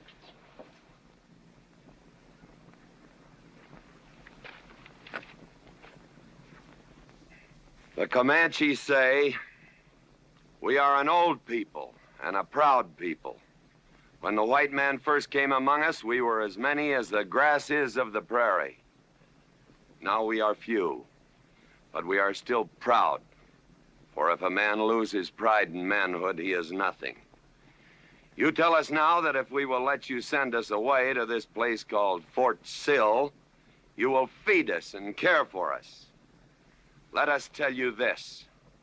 It is a Comanche law that no chief ever eats unless first he sees that the pots are full of meat in the lodges of the widows and orphans. It is the Comanche way of life. This that the white man calls charity is a fine thing for widows and orphans, but no warrior can accept it. For if he does, he is no longer a man. And when he is no longer a man, he is nothing, and better off dead. You say to the Comanche, you are widows and orphans. You are not men. And we, the Comanche, say we would rather be dead. It will not be a remembered fight when you kill us, because we are few now and have few weapons. But we will fight, and we will die Comanche. Thank you, Big McLintock. Am I to gather that Comanche defy the government of the United States? Yes, you may gather that the Comanche defy the United States government, or at least this commission. Gentlemen.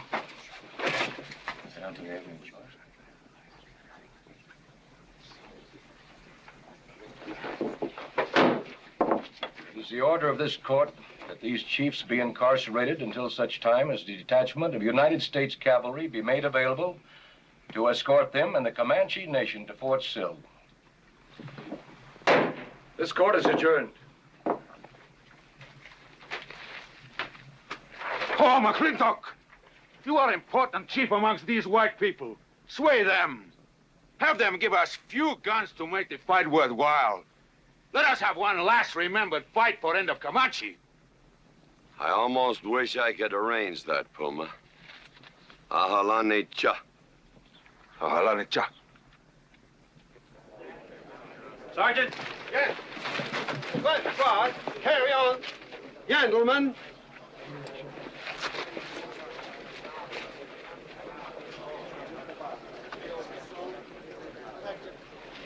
It's sad, these changing times.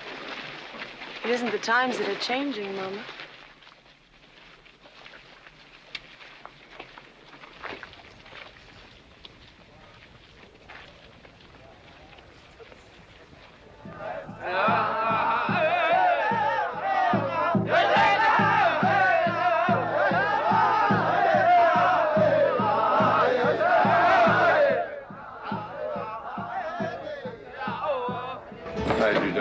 Hello, Lem.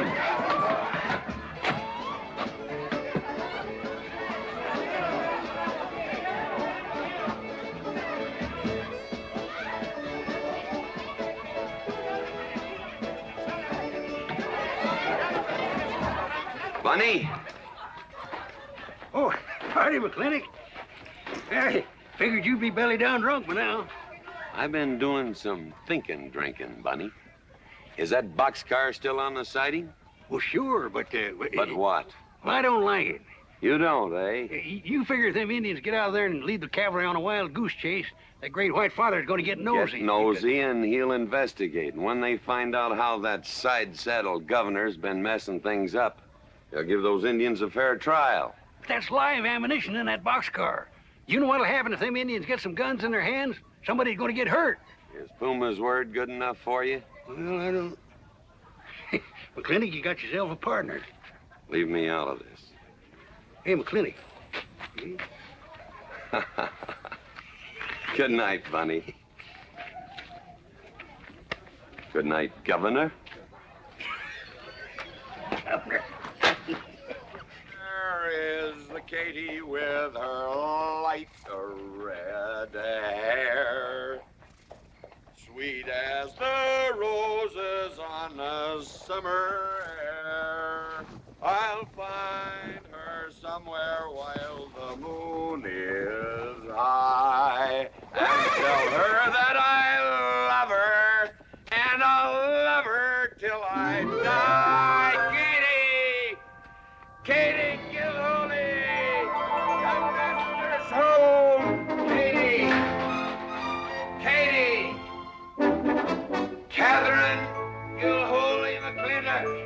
Where's the woman of the house? Mr. McLintock. Oh, there you are. Mrs. Warren. Oh, good evening. I waited up for you, Mr. McLintock. Oh, how nice. I want to talk to you about something. Delighted. 309 times straight. I beg your pardon? 309 times straight without a miss. Gotta be a record. I suppose so. Now, Mr. McLintock, what I wanted to say... 2-pound Stetson, 6-inch brim, 53 feet in the air. It's gotta be a record. I'm sure it is, but the reason I waited up... Dagnammit, woman, can't you hold that glass still? Of course, sir. Now, down the hatch to my world's record. Down the hatch. Yes, sir.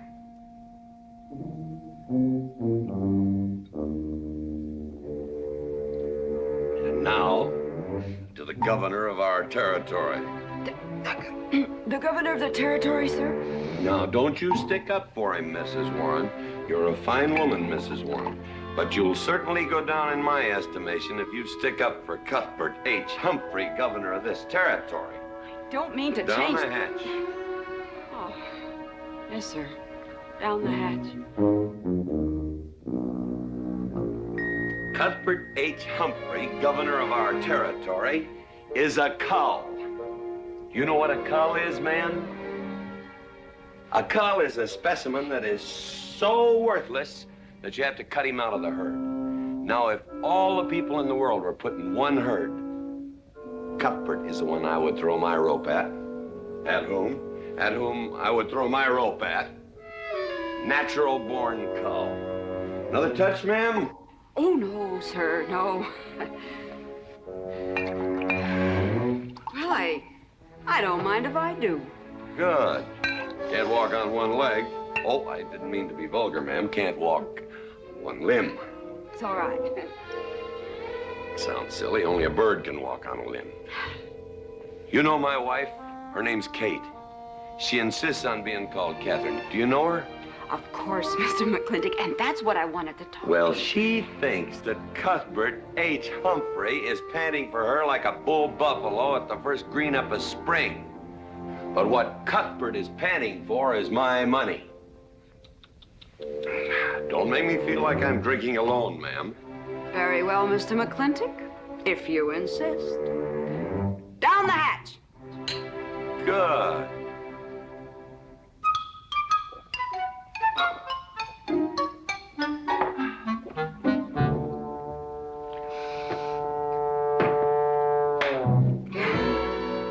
Mr. McLintock,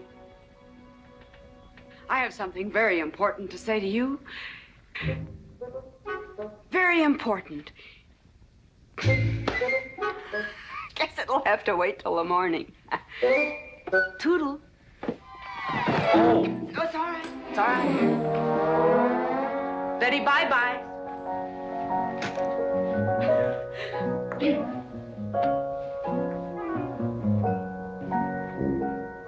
Whoops. Oh.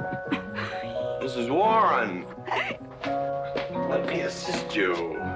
Very kind.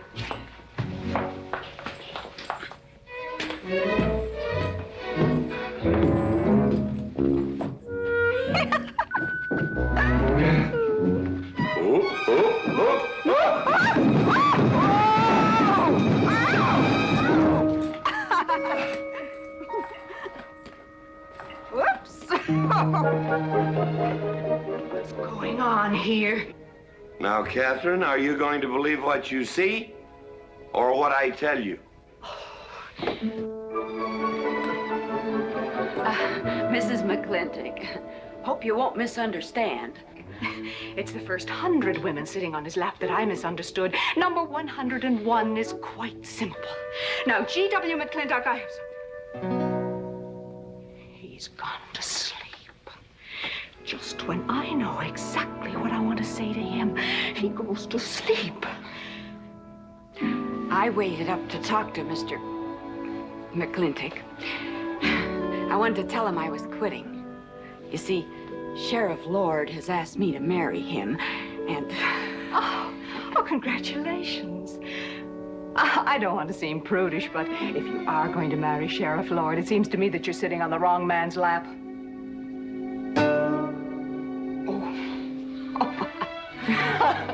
Come on, I'll help you upstairs and we'll have a long talk about men in general. Ladies, one moment.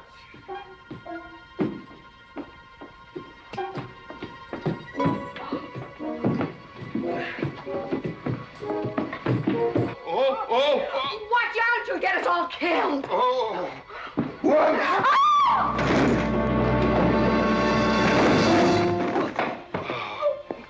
Wait a minute, ladies, till I catch my breath, and I'll get you up those stairs as sure as my name is George Washington McLintock.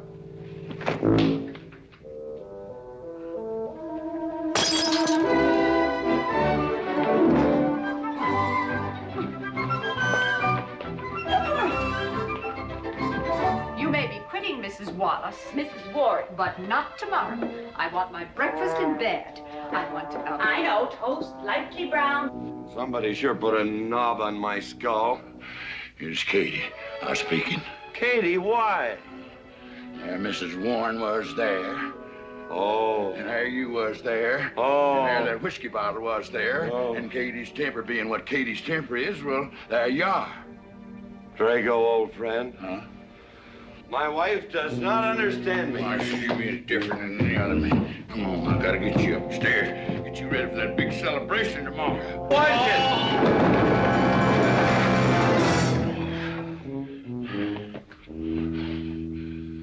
Drago, I am sleeping in the den.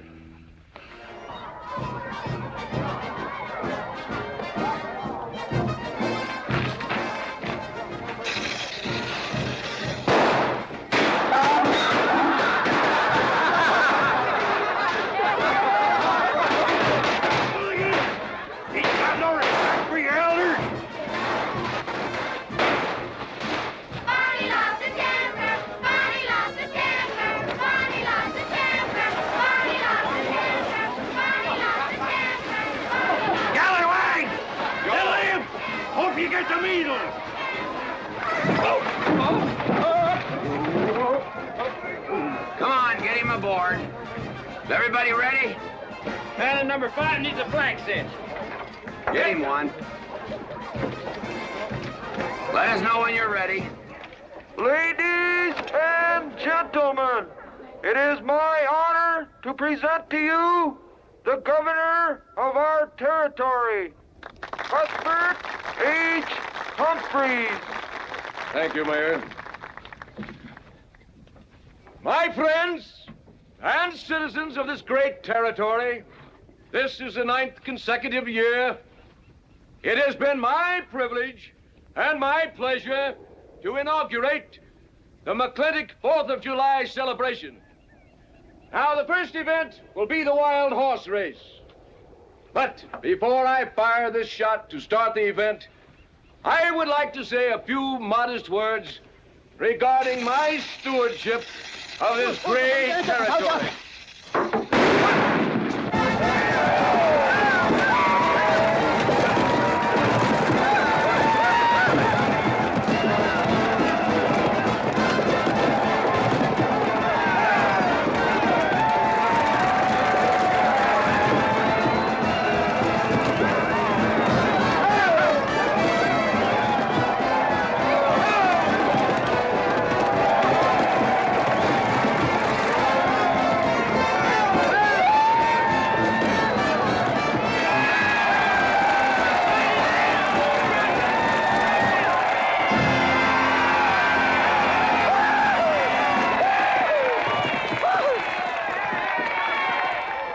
Professor Birnbaum. Gentlemen. Sheriff, here's your horse. Come on, get them all lined up. Come here, King. Now, boys, you all know the rules. It's twice around the inside, once around the outside. First cowboy that hits that finish line without busting that egg is the winner. And I caution you boys about some of them eggs, because some of them eggs are last year's holdovers. All right, mount up.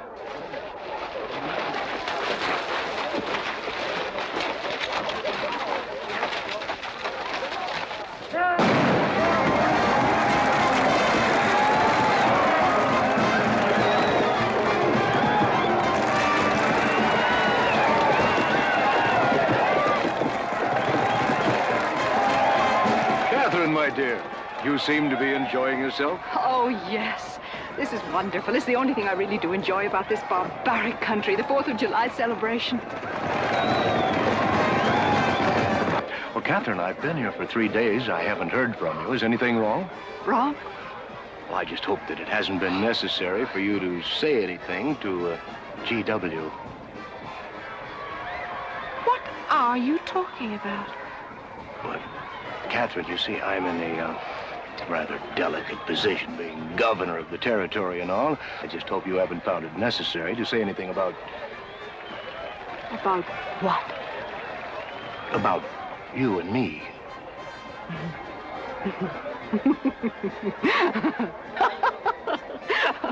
Why, you pompous windbag. Do you think that you're the only man who's ever tried to play patty fingers with me, who's ever tried to lure me into the moonlight? Well, no, but Well, I'm a big girl and I can take care of myself. My husband knows it. I can assure you, Governor, that your reputation is untarnished. Now get out of my way.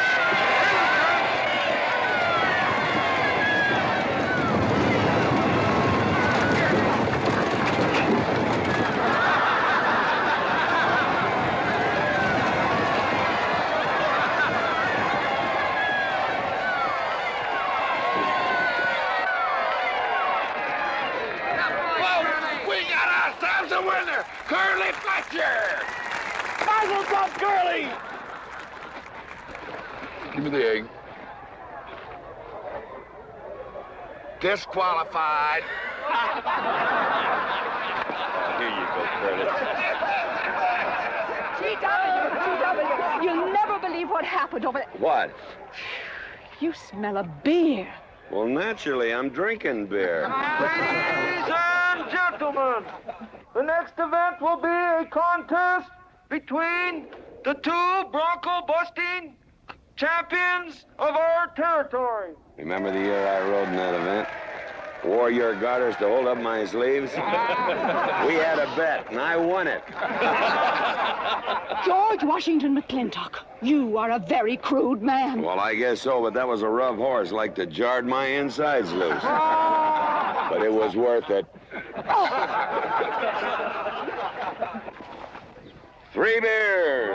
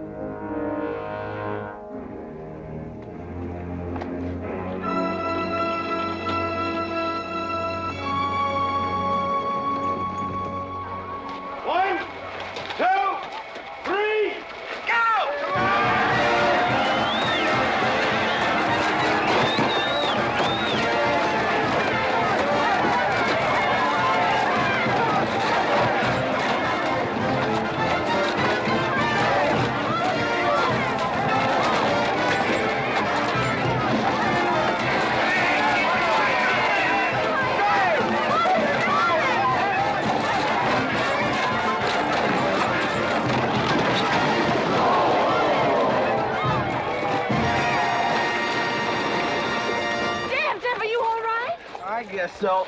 Nothing busted but my pride. Well, that ought to even things up, Farmer. For what? Well, that sore nose you gave me the other day. Well, that ain't what's sore on him.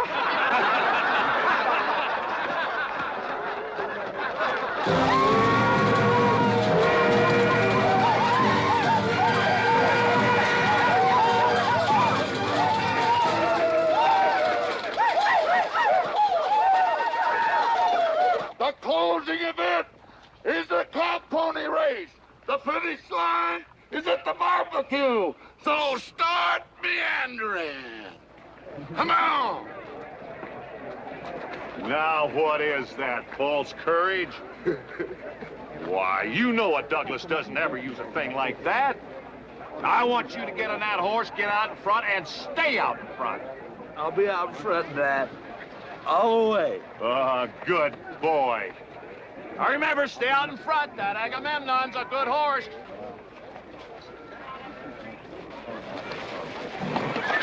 Oh, Agamemnon.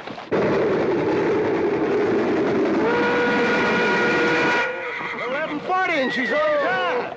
Oh, boy.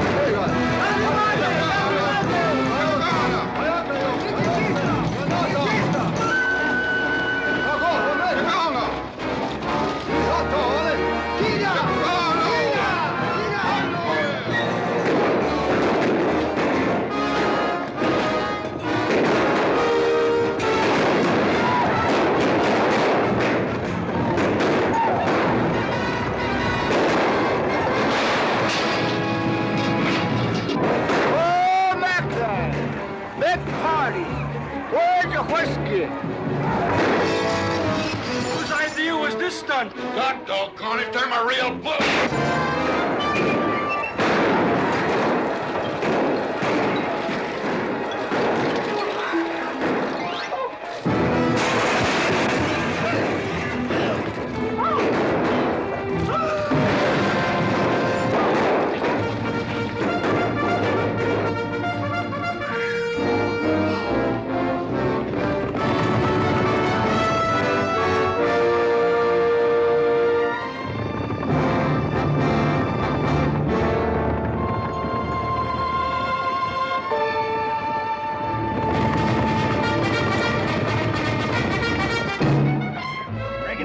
Excitement you'd want for one 4th of July, eh? Puma finally got his way, but I reckon he's riding out his last war party. He won't get very far. But one thing still has me puzzled. Where did they get the guns? I was wondering the same thing. My kidney's been bothering me. Funny? GW!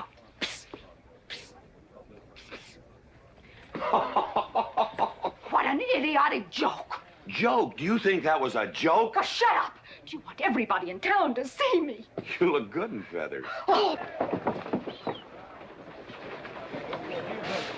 Dev, I think they've gone. Yeah.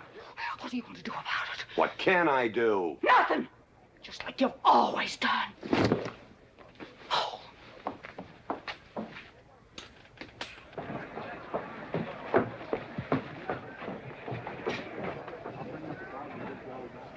How long, GW? How long what? Catherine. She's been riding herd on you for 2 years now. I'm a peaceable man. But my father used to say, you raise your voice, it doesn't do any good. It's time to raise your hand. Well, I've been planning to do something about it. I'll have another talk with her. Talk to her? Talk to her. Talking won't do any good. Becky, have you seen your... What's been happening around here? You've got hay all over you. Been some mighty sneaky goings-on here during that raid, Mr. McLintock. Who was it said only a trollop would kiss a man before they were formally engaged? Oh, but we are engaged, sir. You are? That is, with your permission. Well, you've got it. Oh, Mrs. Warren? I think it's wonderful. I guess this is the only engagement that ever started off of a spanking. Mm-hmm. I reckon Birnbaum is right. All right. Lord bless us, this is gonna be a great day. Doggone it, folks. Let's don't let a little old Indian raid break up a good barbecue and a rodeo. Yeah, meat sound. Let's go. You contestants get ready for the cow pony race.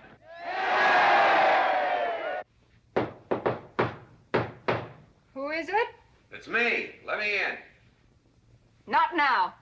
Right now. Are you insane? I want to talk to you. It'll have to wait.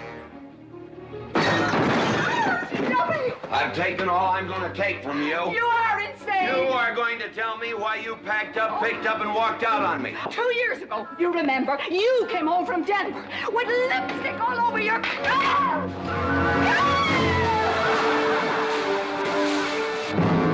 Lipstick on my collar. I've got the shirt to prove it! Who cares? Why, you big...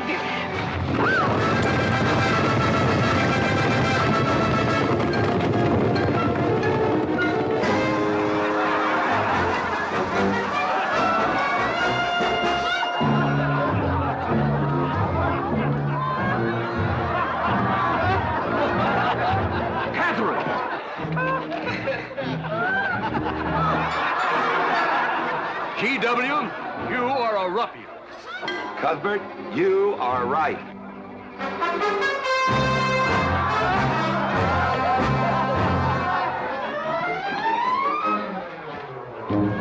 Well, what kind of a family is that? The best! And dangerous, son. Who won the race? Who cares, Neymar? History's being made.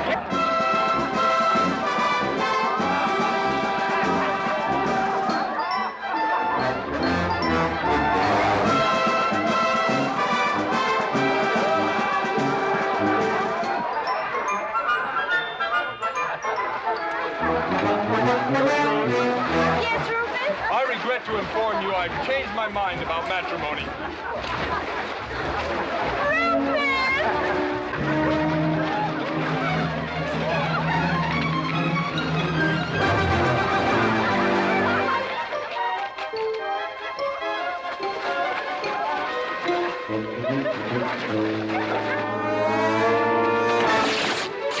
Hey, Mrs. McLintock!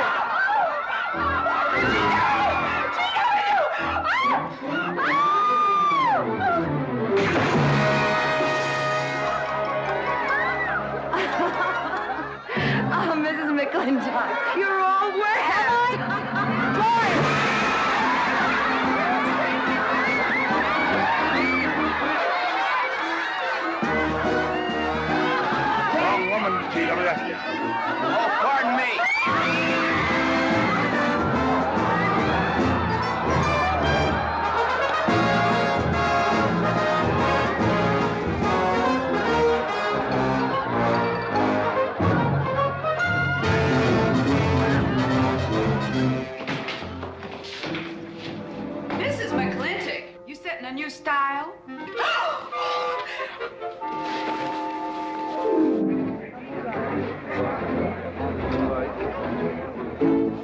Shh.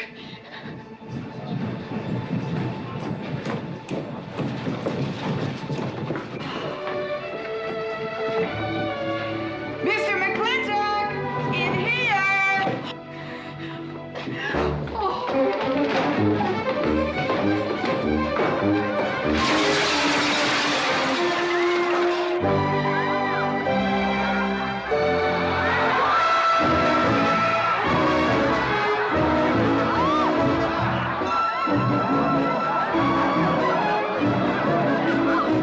If I ever get through this humiliation, you'll rue the day you ever met me. Oh, belly aching, fight all you want. It won't do you any good. You've been digging those burrs into me for 2 years. Now you're gonna get your comeuppance.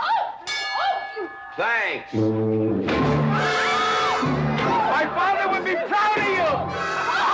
Now make him prouder.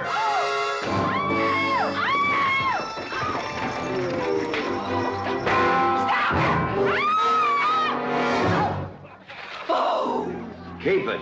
You may need it. Now get your divorce. Home. Don't spare the horse. Home. You heard me. Don't think you're going to get rid of me that easy. Yeah.